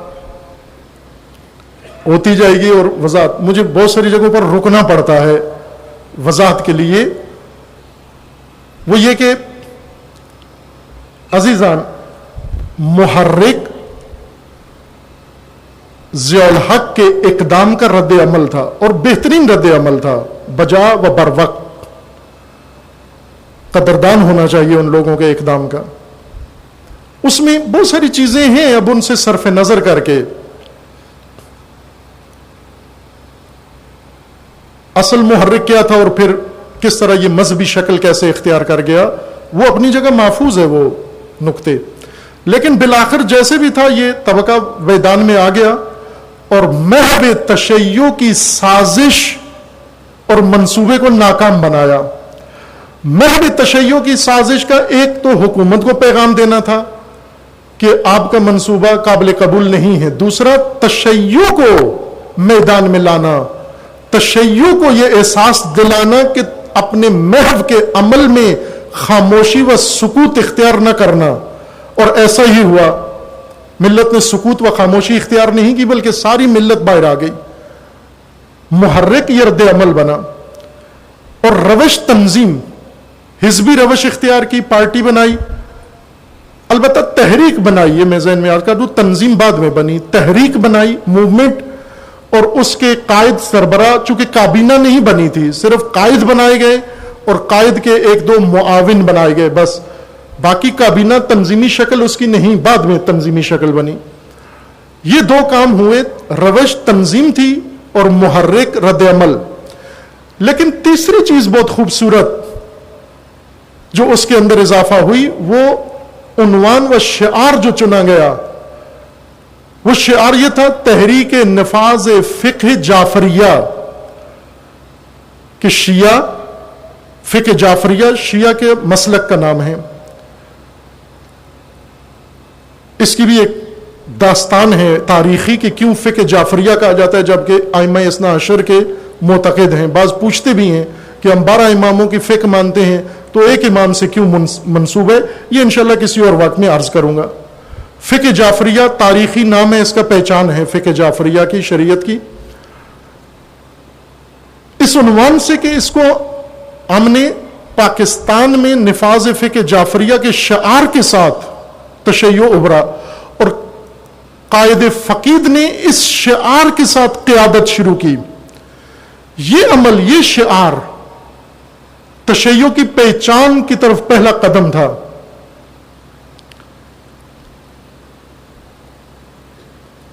تشیع نے اپنا وجود ثابت کرنا چاہا، اپنی پہچان بنائی کہ ہم صاحب فقہ ہیں، ہم صاحب مسلک ہیں، ہم صاحب نظر ہیں، صاحب مکتب ہیں، اور نہ صرف دوسروں کی جانب سے بنائے گئے منصوبے کے سامنے تسلیم ہیں، بلکہ خود اپنا ایک مکتب رکھ کر اس مکتب کے نفاذ کے لیے بھی تیار ہیں۔ اب یہاں پر جو عمل شروع ہوا وہ میں تشریح نہیں کرنا چاہتا، یہ مطلب جاری رہا، مفتی صاحب کے زمانے میں یہ شعار یہی رہا، تحریک نفاذ فقہ جعفریہ۔ جس عوام نے اس میں نعرہ جو بنایا وہ یہی تھا، جان دیں گے فقہ لیں گے، یعنی فقہ لیں گے، جان دے دیں گے، نچاور کر دیں گے، اور اپنی سوچ، اپنا دین، اپنے مذہب پر قائم رہیں گے۔ خوب ظاہر ہے یہ بہت گہری بات تھی، تنظیم سے زیادہ گہری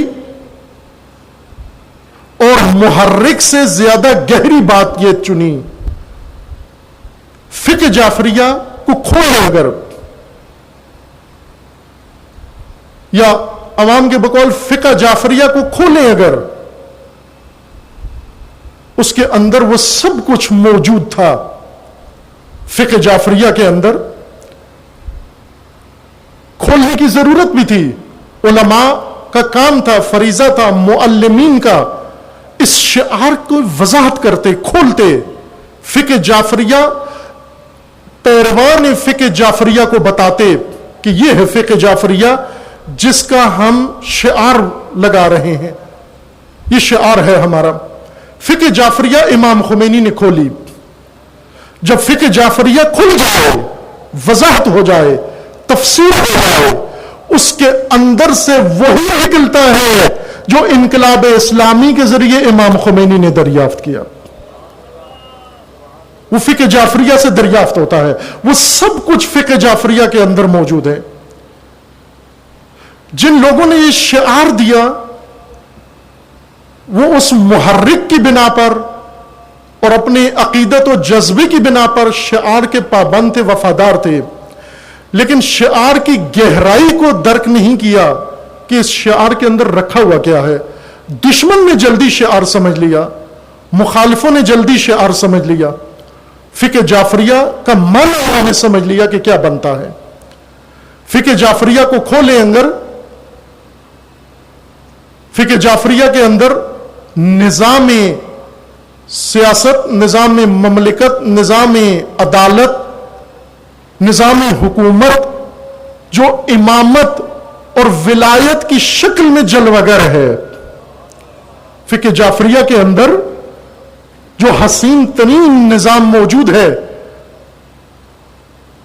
جو اساس و رکن ہے فقہ جعفریہ کے لیے، وہ ولایت و امامت ہے۔ خود معصومین کے فرمان کے مطابق بنی الاسلام علی خمس، 5 ارکان پر اسلام قائم ہے: نماز، روزہ،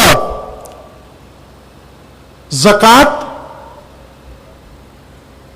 حج اور ولایت۔ ان 5 ارکان پر اسلام قائم ہے۔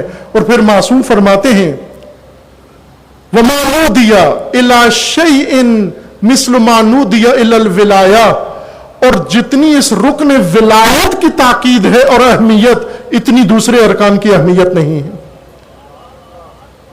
خب یہ گہرائی تھی فقہ جعفریہ کے اندر، یہ رکنیت تھی فقہ جعفریہ کے اندر،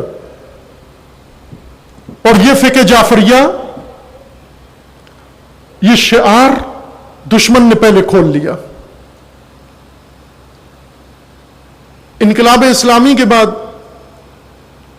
بہت ساری کانفرنسیں اس عنوان سے توجہ فرمائیں، یہی عنوان جو میں آپ کی خدمت میں عرض کر رہا ہوں، اس عنوان سے امریکہ کی کئی یونیورسٹیوں کے اندر، یروشلم میں، اسرائیل میں اور دنیا کے مختلف ممالک میں اس عنوان سے کانفرنسیں علمی منعقد ہوئیں، ہویت شیعہ کے عنوان سے۔ ان کا کانفرنس کا عنوان ہی یہی تھا، ہویت شیعہ، شیعہ کی شخصیت، پہچان اور شیعہ کی ترکیب کیا ہے۔ دشمنان تشیع نے اس عنوان سے کانفرنسیں کی، اور ابھی بھی کتاب بھی موجود ہے، آپ پڑھ بھی سکتے ہیں۔ اور معروف اس وقت زندہ ہے یہ شخص، معروف امریکی نظریہ ساز، تھیوریسین، علوم اجتماعی کا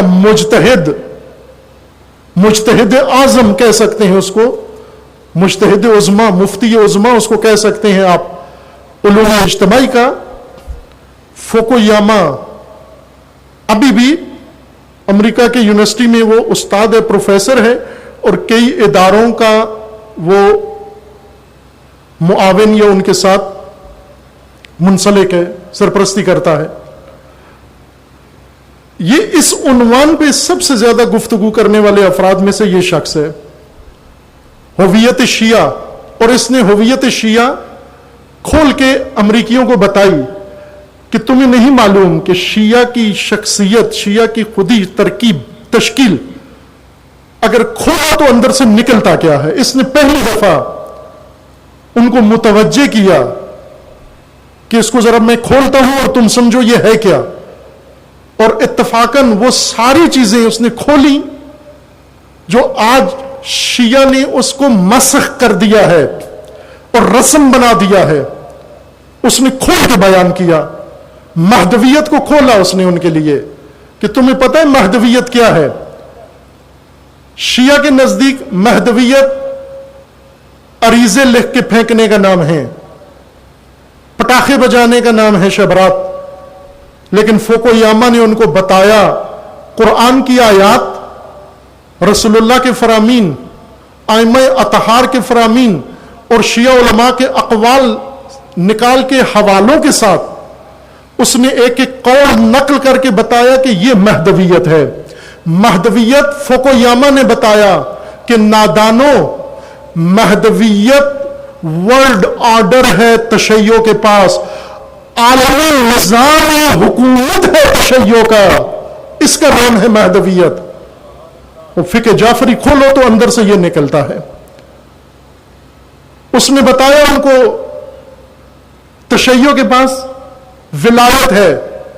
اس نے بتایا کہ ولایت تم کیا سمجھتے ہو، ولایت صرف بھنگڑے ڈالنے کا نام ہے، ولایت صرف دھمال کا نام ہے، ولایت صرف فیسیں لے کے اور لوگوں کو خوش کرنے کا نام ہے۔ اس نے کھول کے بتایا علماء کے اقوال، شیعہ علماء کے افکار۔ اس نے بتایا او میں تمہیں بتاتا ہوں خمینی کی کھوپڑی میں کیا گزر رہا ہے، میں تمہیں بتاتا ہوں صاحب جواہر کیا کہہ رہا ہے، میں تمہیں بتاتا ہوں۔ یہ ماہر ہے مشرکیات کا، یہ ماہر ہے علوم اجتماعی کا، مجتہد اعظم کا درجہ دے تو مبالغہ نہیں ہے اس کو۔ اس نے بتایا ان کو کھول کر کے یہ ولایت ہے، ان کی امامت کا معنی یہ نکلتا ہے، ظہور اس کو کہتے ہیں۔ خب جب اس نے تشریح کی تو طے پایا کہ اس تشیع کا راستہ روکا جائے، اس تشیع کا مقابلہ کیا جائے۔ پھر اس کے بعد ہمگیر لشکر بننا شروع ہوئے جو آج تک برسر پیکار ہیں۔ پاکستان میں بھی یہی ہوا۔ نفاذ فقہ جعفریہ کا مطلب مخالف اور دشمن کو سمجھ میں آ گیا، انہوں نے دباؤ بڑھانا شروع کیا۔ معروف اہل سنت کے رہنما نورانی صاحب جو اپنی جماعت کے پیشوا بھی تھے اور بڑے جید شخصیات میں سے سیاسی چہرہ بھی تھے وہ، اور اپنی پارٹی کے سربراہ بھی تھے۔ نورانی پورا نام کیا تھا ان کا؟ شاہ احمد نورانی صاحب دنیا سے چلے گئے ہیں۔ ان کے بارے میں معروف ہے کہ ضیاء الحق کے پاس گئے اور انہوں نے جا کر، چونکہ بریلوی مسلک تھے، انہوں نے جا کر کسی دوسرے اپنی مسالک کی شکایت کی کہ وہ ہماری مسجدیں چھین رہے ہیں، وہ ہمارے مراکز پہ قبضہ کر رہے ہیں، تو ضیاء الحق سے کہا کہ چونکہ وہ قریب تھے ضیاء الحق کے، اور ضیاء الحق سے جا کر کہا کہ آپ کے دور حکومت میں ہمارے ساتھ یہ کچھ ہو رہا ہے اور آپ کیا کر رہے ہیں؟ تو انہیں ضیاء الحق نے یہ جواب کہا کہ یہ اندر کا مسئلہ ہے، بھائیوں کا مسئلہ ہے، یہ حل کر لیں گے، اس وقت تم شیعوں کے بارے میں سوچو۔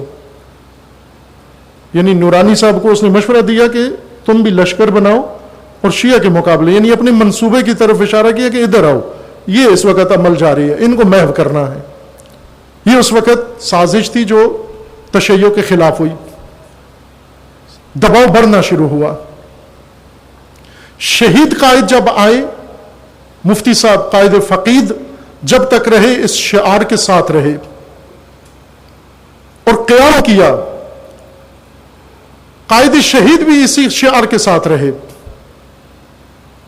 لیکن دباؤ بڑھتا گیا، شدت آتی گئی، اور آخر کار وارثان حزبی، مفتی صاحب کے، قائد فقید کے اور قائد شہید کے حزبی وارثان نے یہ دباؤ زیادہ عرصہ تحمل نہیں کیا، برداشت نہیں کیا، اور اس نتیجے پہ پہنچے کہ یہ شعار چھوڑ دینا چاہیے، ترک کر دینا چاہیے۔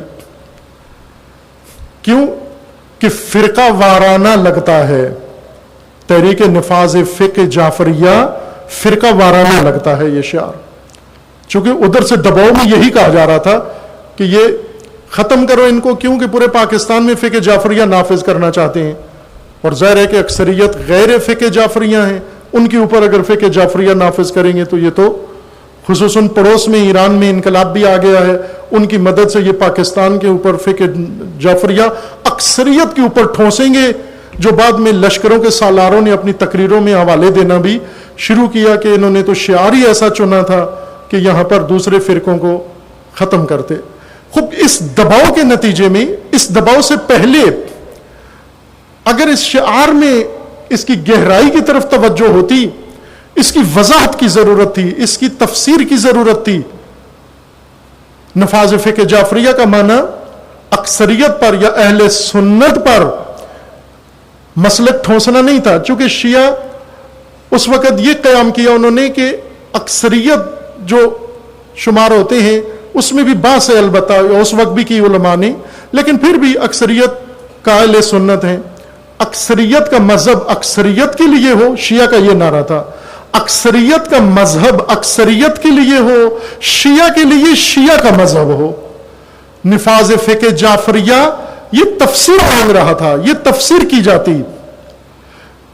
شیعہ جو یہ کہہ رہا ہے کہ جو اکثریت کو قبول کرتے ہیں وہ اقلیت پر نہ ٹھونسا جائے، تو یہ کیسے کوئی سوچ سکتا ہے کہ اقلیت کا مذہب اکثریت پر ٹھونس دیا جائے؟ یہ تو بہت ہی بے تکی بات تھی، نہ یہ چاہتے تھے شیعہ اور نہ معقول بات تھی یہ۔ پھر کیا معنی مراد تھی تحریک نفاذ فقہ جعفریہ؟ تحریک نفاذ فقہ جعفریہ پیروان فقہ جعفریہ کے لیے اس تفسیر کی ضرورت تھی، اور تحریک نفاذ فقہ جعفریہ فرقہ واریت نہیں تھی۔ تحریک نفاذ فقہ جعفریہ کا مطلب یہ نہیں تھا کہ یہ تحریک فقہ جعفریہ وہ پیروان فقہ جعفریہ کو فرقہ بنا کر دیگر اسلامی فرقوں کے مقابلے میں لڑا کر اور کھڑا کرے گی، یہ نہیں تھا مقصد، بلکہ تحریک فقہ جعفریہ کا مقصد یہ تھا کہ تحریک فقہ جعفریہ یہ شعار فقہ جعفریہ کی پہچان بنا کر، شناخت بنا کر، ہویت بنا کر، ان کی اپنی ایک پہچان خودی بنا کر ان کو امت اسلامیہ کا علمبردار بنائے گی، نہ ان کے مقابلے میں فرقہ بنائے گی۔ کہ اگر تشیع ہویت اپنی پیدا کر لی، فرقہ بن کر دوسرے فرقوں سے نہیں ٹکرانا، اس کو دوسرے فرقوں کے مقابلے میں نہیں آنا، چونکہ فقہ شیعہ کے اندر یہ بات، آئیڈیالوجی میں یہ بات جواز نہیں رکھتی، روا نہیں ہے، اجازت نہیں ہے کہ فرقہ بن کر دوسرے فرقوں کے ساتھ الجھنا اور اس جنگ فرقہ واریت میں شریک ہو جانا، بلکہ فقہ جعفریہ کا مطلب پیروان جعفریہ کو اپنی پہچان کے ساتھ، چونکہ جب صدر اسلام میں جنگیں ہوتی تھیں تو قبائل اپنی اپنی پہچان کے ساتھ آتے تھے.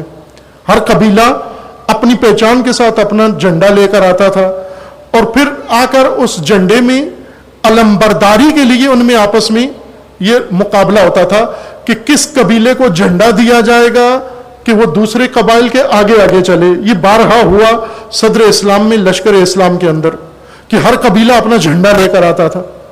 اور اس میں ایک قبیلے کو دوسرے قبیلے سے نہیں لڑوایا جاتا بلکہ ایک قبیلہ اپنی کارکردگی سے یہ ثابت کر سکتا تھا کہ علمبردار ہونے کی صلاحیت رکھتا ہے. تشیع یہ اپنے اندر یہ صلاحیت رکھتا ہے کہ امت اسلامی کا علمبردار ہو جائے. پوری دنیا کفر کے مقابلے میں آج بھی تشیع نے یہ ثابت کیا ہے, آج بھی شیعہ نے یہ ثابت کیا ہے کہ تمام دنیا کفر کے مقابلے میں اگر کوئی علم ہے کہ کھڑا ہو سکتا ہے تو وہ فقط مکتب تشیع ہے, وہ فقط رہبر تشیع ہے, وہ فقط فقیہ تشیع ہے, وہ فقط ولی تشیع ہے. اور اس پرچم میں اس کا رخ یہود اور اسرائیل کی طرف ہے, امریکہ اور غرب کی طرف ہے, لیکن کسی عرب و عجم مسلمان کی طرف نہیں ہے.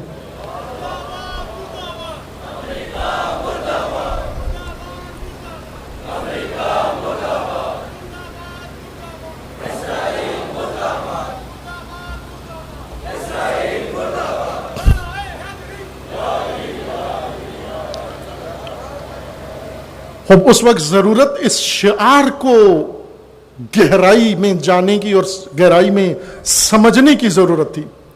لیکن جیسا کہ اشارہ کیا میں نے, ہر چیز جیسے سرزمین ہوتی ہے کچھ اگانے کے لیے سرساب زرخیز ہوتی ہے.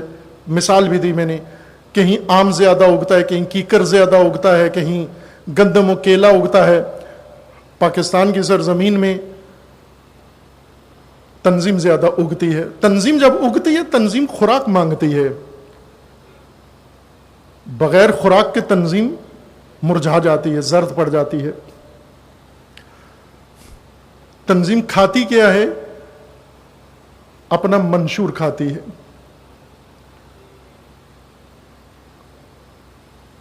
اپنا مقصود کھاتی ہے, اپنا نصب العین کھاتی ہے, پھر پھیلتی ہے. تنظیم پھیل جاتی ہے, نصب العین ختم ہو جاتا ہے.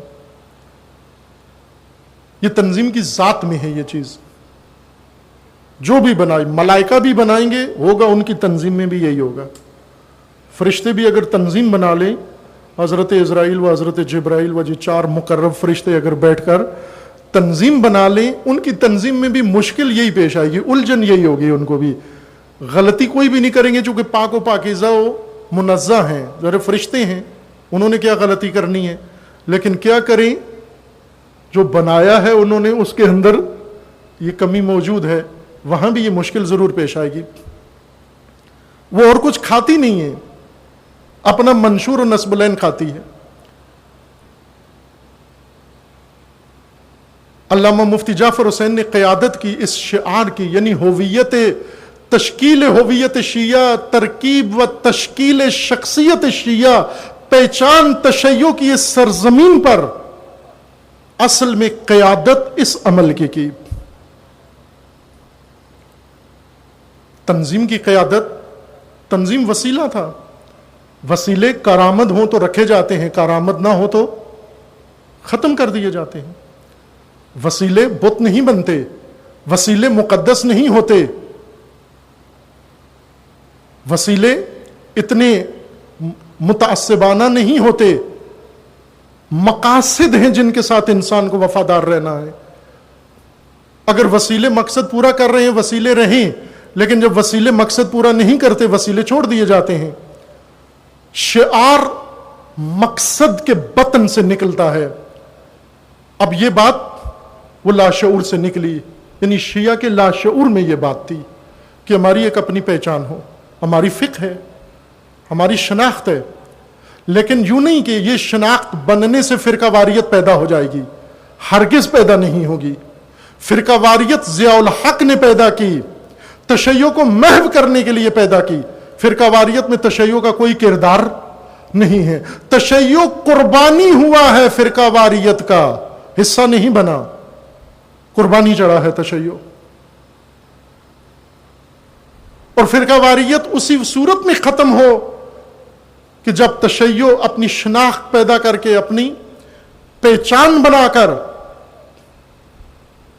اپنی پہچان کے ساتھ اپنے ملک کے لیے بھی، اپنی قوم کے لیے بھی، اپنے ہم وطنوں کے لیے بھی، سب کے لیے علمدار و علم بردار کا رول ادا کرے، کردار ادا کرے۔ یہ تشیع کی ریہرسل میں شامل ہے، یہ تشیع کی مشقوں میں شامل ہے، یہ اس کی تعلیم میں شامل ہے۔ تشیع کا امام، تشیع کے امام جب انہیں حق سے محروم کیا جاتا ہے اور اپنے آپ کو حق بے جانب سمجھتے ہیں، لیکن اس وقت بھی دین کے لیے اور جو ان کو نہیں مانتے ان کے لیے بھی اور ان کی خاطر بھی اپنے حق کی محرومیت پر خاموش ہو جاتے ہیں۔ لیکن تشیع کے امام جب اسلام پر، حدود دین پر تجاوز مشاہدہ کرتے ہیں تو پھر اگرچہ کوئی انصار نہ بھی ہو، مددگار نہ بھی ہو، تو بھی علم جہاد لے کر کربلا جا پہنچتے ہیں۔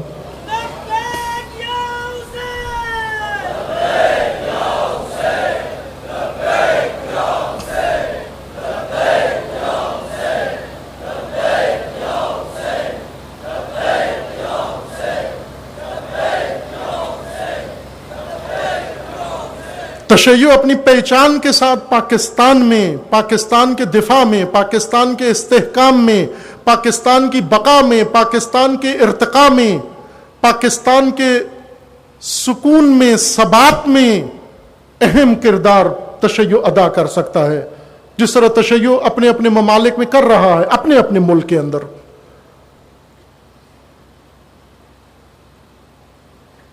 لیکن اگر تشیع اپنی پہچان نہ بنائے، جس طرح توجہ فرمائے عزیزان، میں عبرت کے لیے عرض کر رہا ہوں، دو ملک ایسے ہیں جن میں تشیع اکثریت میں ہے لیکن اپنی شناخت نہیں پیدا کر سکا، عراق اور بحرین، دونوں میں اکثریت ہے، مطلق اکثریت ہے، اور اتفاقاً ہویت تشیع کی بحث کرنے والے دشمنان تشیع جنہوں نے اس موضوع کو بہت اہمیت دی، 20 کانفرنسیں ابھی تک اس موضوع پر دشمنان تشیع کر چکے ہیں کہ شخصیت اس تشیع کو پہچانو کیا ہے، ان کی ساخت کو پہچانو، ان کی بناوٹ کو پہچانو، ان کی ترکیب کو پہچانو، ان کے ستون پڑھو، ان کے شعار دیکھو کیا ہیں۔ انہوں نے ان دو ممالک کے تشیع کا خصوصیت سے ذکر کیا ہے کہ یہاں پر یہ اکثریت میں ہیں اور دونوں جگہ سب سے زیادہ مظلوم، محکوم، غلام اور ذلت کی زندگی دونوں ملکوں میں کیوں گزار رہے ہیں، اکثریت میں ہوتے ہوئے۔ اسی نتیجے پہ پہنچے کہ ان دونوں میں تشیع گمنام ہے اکثریت میں ہوتے ہوئے، اور ایک قبیلہ، ایک خاندان ان کے اوپر مسلط ہے کیونکہ اپنی پہچان نہیں بنا سکے، اپنی شناخت نہیں بنا سکے۔ آج جب کہ پہچان نہیں بنا سکے، آپ دیکھ سکتے ہیں 32 سال تک، 40 سال تک ایک ظالم سلسلہ ان کے اوپر مسلط رہتا ہے۔ اس سے پہلے دیگر ظالم تھے عراق کے اندر، صدام و حزب بعث سے پہلے دیگر ظالم سلسلہ تھا، وہ شرفا کا، اور اس سے پہلے دوسروں کا، اور پھر صدام، اور صدام کے بعد اب داعش مسلط ہو رہے ہیں۔ کیوں ہو رہے ہیں؟ کہ جہاں پر بھی انہوں نے اپنی پہچان نہیں بنائی، اپنی شناخت نہیں بنائی، اپنی خودی حاصل نہیں کی، اپنی سیرورت نہیں پیدا کی، اور ارکان تشیع کے اندر اپنے آپ کو راسخ نہیں کیا، اپنا وجود ہی خطرے میں ڈال دیا۔ اس کے بجائے لبنان میں اکثریت میں نہیں ہے، تیسرے درجے کی اقلیت ہیں، البتہ پرانی مردم شماری کے مطابق۔ موجودہ نہ لبنانیوں کو پتہ ہے نہ غیر لبنانیوں کو کہ آخری مردم شماری لبنان کے اندر ظاہر 1932 میں ہوئی تھی، پھر اس کے بعد لبنان میں مردم شماری نہیں ہوئی۔ اس کے مطابق تیسرے درجے کی اقلیت ہیں، تیسرے درجے کی اقلیت اس وقت پورے مشرق وسطی کی ناقابل تسخیر طاقت ہیں. کیا کیا انہوں نے؟ فرقہ باز نہیں ہے، فرقہ پسند نہیں ہے، فرقہ وارانہ جنگ میں ملوث نہیں ہے. ہر چند آل سعود چاہتے ہیں ان کو دہشت گرد اور سب ثابت کرنا، لیکن آل سعود جیسے روسیہ اور آل سعود جیسے ذلیل ترین انسان جنہوں نے تاریخ اسلام میں جتنا اسلام کو نقصان پہنچایا ہے اتنا پوری تاریخ میں کسی جنایت کار نے نہیں پہنچایا. ان کے کہنے سے کیا فرق پڑتا ہے؟ یا ان کے لقمہ خار اگر کہیں تو اس سے کوئی فرق نہیں پڑتا. فرقہ واریت نہیں کی انہوں نے.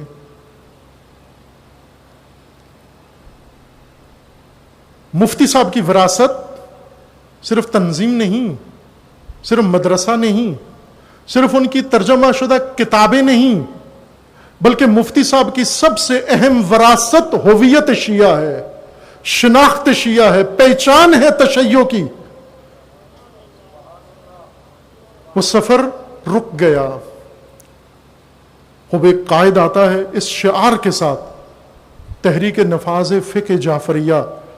خوب اگر مخالفین کو اعتراض ہوا، دوسروں کو اعتراض ہوا، وضاحت کی ضرورت تھی، وضاحت کرتے اس نفاذ سے کیا مراد ہے. لیکن بہت ہی گہرائی کا عنوان. محفل اس طرح کی نہیں کہ میں اس کو طالب علمانہ انداز میں آپ کی خدمت میں پیش کروں تاکہ تھوڑا اور کھولتا اس مطلب کو، لیکن ظاہر ہے اس محفل مجلس میں اس طرح کی گنجائش نہیں ہے. عزیزان،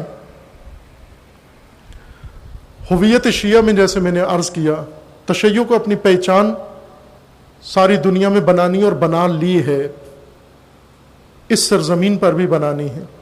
پہچان رسموں سے نہیں بنتی، پہچان اس سانچے سے بنے گی جس کے اندر ہمیں اپنے آپ کو اس قالب میں ڈھالنا ہے. تشیع فقہ جعفریہ کے اندر اہل بیت کے مسلک کے اندر، کتاب و سنت کے اندر، کتاب و اطرت کے اندر اپنے آپ کو ذوب کرنا ہے.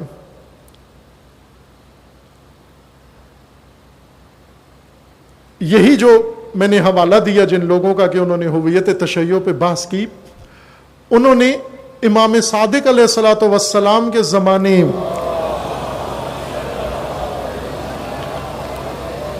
ان کے زمانے میں بھی بحث کی. اس زمانے سے تشیع کو شروع سے کیا کہ تشیع وجود میں کیسے آیا. تاریخ تشیع کو انہوں نے پڑھا، دونوں طرف سے پڑھا، شیعہ کی طرف سے جو تاریخ تھی اور مخالفین کی طرف سے، دونوں کو پڑھ کر اور پھر اس نتیجے پہ پہنچے کہ کیا ادوار تشیع کے گزرے ہیں. اور سب سے اہم دور جو نام بن گیا شیعہ کا فقہ جعفریہ، اس دور کو خصوصیت کے ساتھ پڑھ کر، اور اس دور میں ایک بہت دلچسپ بات یہ کی ہے کہ تشیع کے مکتب کی تفسیر و تشریح کے لیے یہ سب سے بہترین زمانہ گزرا ہے، دور گزرا ہے، لیکن تشیع کی ہویت کے لحاظ سے یہ سب سے کمزور زمانہ گزرا ہے. یعنی یہاں تشیع کے امام کی کارکردگی اوج پہ ہے، اتنی اوج پہ ہے کہ تمام علماء و فقہاء امام صادق کے سائے کے نیچے ختم نظر آتے ہیں. کوئی سر نہیں اٹھا سکتا، بلکہ اپنا نام پیدا کرنے کے لیے شاگردی اختیار کرنے پر مجبور ہو جاتا ہے. اس قدر عظمت ہے امام شیعہ کے اندر. اور اب شیعہ ڈھونڈو کہاں ہیں؟ یہی امام باعظمت، جس امام نے اپنی علمی دھاک سے تسخیر کر لیا تمام اس وقت کے موجود علماء فقہاء، ہر ایک کو منوا لی، اپنی حقانیت اور اپنی علمی شخصیت و عظمت ان سے منوا لی. کوئی ایسا شخص نہیں تھا جو عظمت علمی امام صادق علیہ السلام کو قبول نہ کرتا ہو، اور مجبور تھا امام کے پاس آ کر کچھ دن پڑھنے پر مجبور تھا تاکہ اس کو لوگ عالم مانے. اگر امام جب بھی جاتا کہتا میں عالم ہوں پہلے پوچھتے کہ بتاؤ کہ امام صادق کے پاس کتنا پڑھا ہے. اگر وہ کہے نہیں پڑھا تو اس کو عالم ہی نہیں مانتے تھے. تم عالم کیسے ہو جو امام صادق کے پاس نہ پڑھے؟ بس یہ امام صادق کی، اس شیعوں کے امام کی عظمت یہاں جا پہنچی، اور اسی زمانے میں یہی باعظمت امام شیعہ ڈھونڈ رہا ہے. اور ایک ریوڑ کے پاس جا کر کہتا ہے کہ اگر اس ریوڑ جتنے شیعہ مجھے مل جاتے تو میں آج علمی قیام کے بجائے یہاں پر میں سیاسی قیام کر کے اور اپنا حق کھویا ہوا لے سکتا تھا. اس باعظمت امام کو 17 شیعہ نہیں مل رہے. اب توجہ کریں، امام شیعہ اور شیعہ کہاں ہیں؟ یہ امام شیعہ ڈھونڈ رہا ہے. یہ روایت سارے راویوں نے نقل کی ہے، کافی میں بھی ہے، دیگر کتب کے اندر بھی ہے. صدیر سیروفی، صدیر سنیارہ معنی بنتا ہے اس کا، تھا ہی سنیارہ، اس کا لقب اسی وجہ سے تھا. صدیر سنیارہ امام کے صحابیوں میں سے اور بڑے جوشیلا اور مخلص صحابیوں میں سے، لیکن بڑا جذباتی اور جوشیلا، ہمیشہ جذبے میں ولولے میں سرشار ہوتا. بار بار امام سے آ کر کہتا کہ مولا یہ دیکھیں تحریکیں چلی ہوئی ہیں، جگہ جگہ جلوس، چونکہ بنو عباس قیام کر رہے تھے اور شیعہ سارے بنو عباس نام نہاد جو تھے وہ بنو عباس کے ساتھ تھے، اور بنو امیہ کو شکست دی. ابو مسلم خراسانی نے اہل بیت کا انتقام لینے کے بہانے، کربلا کا انتقام لینے کے بہانے قیام کیا اور بنو امیہ کو ختم کیا. ان کا خلیفہ مروان قتل کیا اور حکومت بنو عباس کو ملی. یہ صدیر سیروفی امام کا یہ جذباتی شاگرد آتا ہے اور امام سے کہتا ہے آ کر کہ گلی گلی میں تو آپ کے نام، آپ کے اجداد کے نام، کربلا کے جھنڈے، امام حسین کی شعار، کربلا کی بات ہو رہی ہے، اور آپ قیام نہیں کر رہے. امام نے، وہ خود بتاتا ہے کہ امام نے میرا ہاتھ تھاما، مجھے سواری پہ بٹھایا اور سواری پہ بٹھا کے مجھے مدینے سے باہر لے گئے. ایک شورزار زمین پہ آئے، وہاں اترے نماز پڑھنے کے لیے. امام نے کہا یہ پانی کھارا ہے، اس میں وضو مکروہ ہے، نہیں کرتے. دوسری جگہ گئے، وہاں پانی تھا، وضو کیا، نماز پڑھی. ظاہراً عصر کا وقت تھا. امام نے وہاں نماز ادا کی، اس شخص نے بھی کی. پھر اس کے بعد امام نے فرمایا کہ تو نے پوچھا تھا میں قیام کیوں نہیں کرتا. بکریوں کی طرف اشارہ کیا، فرمایا کہ اگر اتنے بھی حامی ناصر و شیعہ ہوتے تو میں قیام کرتا. وہ صدیر کہتا ہے میں فوراً گیا، جا کر گنی تو وہ 17 بکریوں کے بچے تھے. 17 بکریوں کے بچے تھے. امام کہاں ہیں؟ شیعہ کہاں کھڑا ہوا ہے؟ شیعہ اپنی ہویت نہیں پیدا کر رہا، شیعہ اپنی شناخت نہیں پیدا کر رہا. امام صادق کے پاس کیوں درس پڑتا ہے؟ تاکہ پیش نمازی مل جائے. کیوں درس پڑتا ہے؟ کہیں تدریس مل جائے، کہیں نوکری مل جائے، کہیں جاب مل جائے، کہیں معلم قرآن رکھ لیں، کہیں مجھے سرکاری قاضی بنا لیں، کہیں قاضی القضات بنا لیں. امام کی سند کے بغیر یہ جاب نہیں ملتی، اس لیے پڑھتا تھا امام کے پاس آ کر. اگر اپنی ہویت پیدا کر لیتا، اگر اپنی پہچان پیدا کر لیتا، اگر اپنی شناخت پیدا کر لیتا، صدیوں سے یہ منظر نہ دیکھنے کو ملتا جو دیکھ رہے ہیں، اور یہ عالم آج نہ ہوتا. عزیزان، وہ اللہ کا وعدہ وقوع پذیر ہونے کو ہے. مفتی جعفر حسین رضوان اللہ تعالی علیہ وہ عظیم انسان ہیں، ہستی، جن کے عنوان سے، جن کے نام سے خداوند تبارک و تعالیٰ نے پاکستان میں یہ سفر آغاز کیا تشیع کے لیے. ہر چند تشیع پر مصائب فراوان نازل ہوئے. کچھ نے دباؤ برداشت کیا، کچھ نے نہیں کیا، کچھ نے قربانیاں دی، کچھ قربانیوں کے وجہ سے خوف میں آ گئے. لیکن یہ سفر جاری ہے، اور وارثان قائدین، قائد شہید ہوں یا قائد فقید، دونوں کے وارثین اس میراث کو زندہ کریں. تشیع گم نہ ہو، کھو نہ جائے، عراق کی اکثریت اقلیت میں گم نہ ہو جائے، بحرین کی اکثریت اقلیت میں گم نہ ہو جائے. گم ہیں۔ تشیع کی پہچان کا مطلب فرقہ واریت نہیں ہے، یہ سب شیعہ بھی ذہن سے نکال دے، غیر شیعہ بھی ذہن سے نکال دے۔ تشیع فرقہ واریت کا نام نہیں، علمبرداری کا نام ہے، ملت اسلام کی امامت کا نام ہے، چونکہ تشیع مکتب امامت ہے۔ تشیع ذمہ دار ہے، حرمت کعبہ کا تشیع ذمہ دار ہے، حرمت حرم کا تشیع ذمہ دار ہے، حرمت مقدسات کا تشیع ذمہ دار ہے، حرمت ملت اسلامیہ کا تشیع ذمہ دار ہے، حرمت سرزمین اسلامی کا تشیع ذمہ دار ہے۔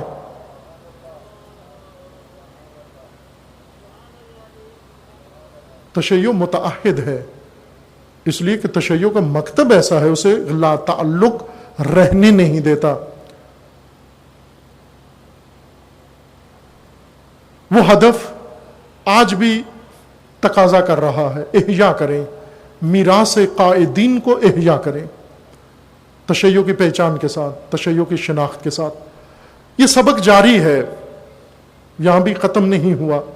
قائد شہید کے یوم شہادت عرض کیا، قائد فقید کے یوم رحلت دہرا دیا، کچھ مزید عرض کیا آپ کی خدمت میں، لیکن یہ بات جاری ہے۔ اور احیاء مکتب کے لیے، احیاء تشیع کے لیے وہ رکن رکین جو بتایا گیا ولایت و امامت ہے۔ اصل نظام تشیع توحید ہے، یہ ذہن میں رہے۔ تشیع نظام توحید ہے، خالص توحیدی نظام، لیکن یہ توحیدی نظام اللہ نے جو توحیدی نظام کی بقا و قیام کے لیے جو زمینی ستون نصب کیا ہے، اس کا نام امامت اور ولایت ہے۔ توحید بغیر ولایت و امامت کے قائم نہیں ہو سکتی۔ اگر ولایت و امامت کے بغیر کسی نے توحید کا نعرہ لگا کر کوئی نظام بنایا تو وہ تکفیری داعش تو ہو سکتا ہے، لیکن اسلامی نظام نہیں ہو سکتا۔ اسلامی نظام فقط ولایت کے سہارے قائم ہوگا، فقط امامت کے سہارے قائم ہوگا۔ اور شیعوں کی پہچان ہی یہی ہے، تشیع کی پہچان ہی یہی ہے۔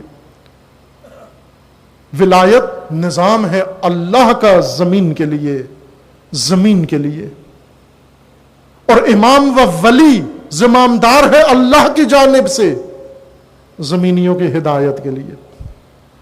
اگر لیاقت پیدا کر لیں، قابلیت پیدا کر لیں، صلاحیت پیدا کر لیں، تو وہ اللہ نے ذخیرہ بٹھا کے رکھا ہوا ہے، اس کا سایہ مل جائے گا۔ اور اگر اتنی لیاقت نہیں رکھتے ہو تو کم از کم اس کے نائب کے لیے اپنی قابلیت ثابت کر دو، کہ کوئی نائب تو اس کا آ جائے تمہارے اندر،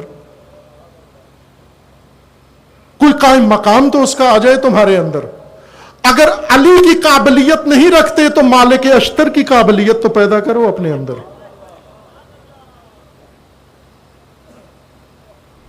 یہ کیوں راضی ہو آپ کہ قصیدے مالک اشتر کے پڑھیں گے اور رہیں گے عبید اللہ کے ساتھ، عبید اللہ کے ساتھ رہیں گے لیکن تعریفیں مالک اشتر کی کریں گے؟ مالک اشتر کے کیا کہنے، کھڑی ہوئی کس کے ساتھ ہو؟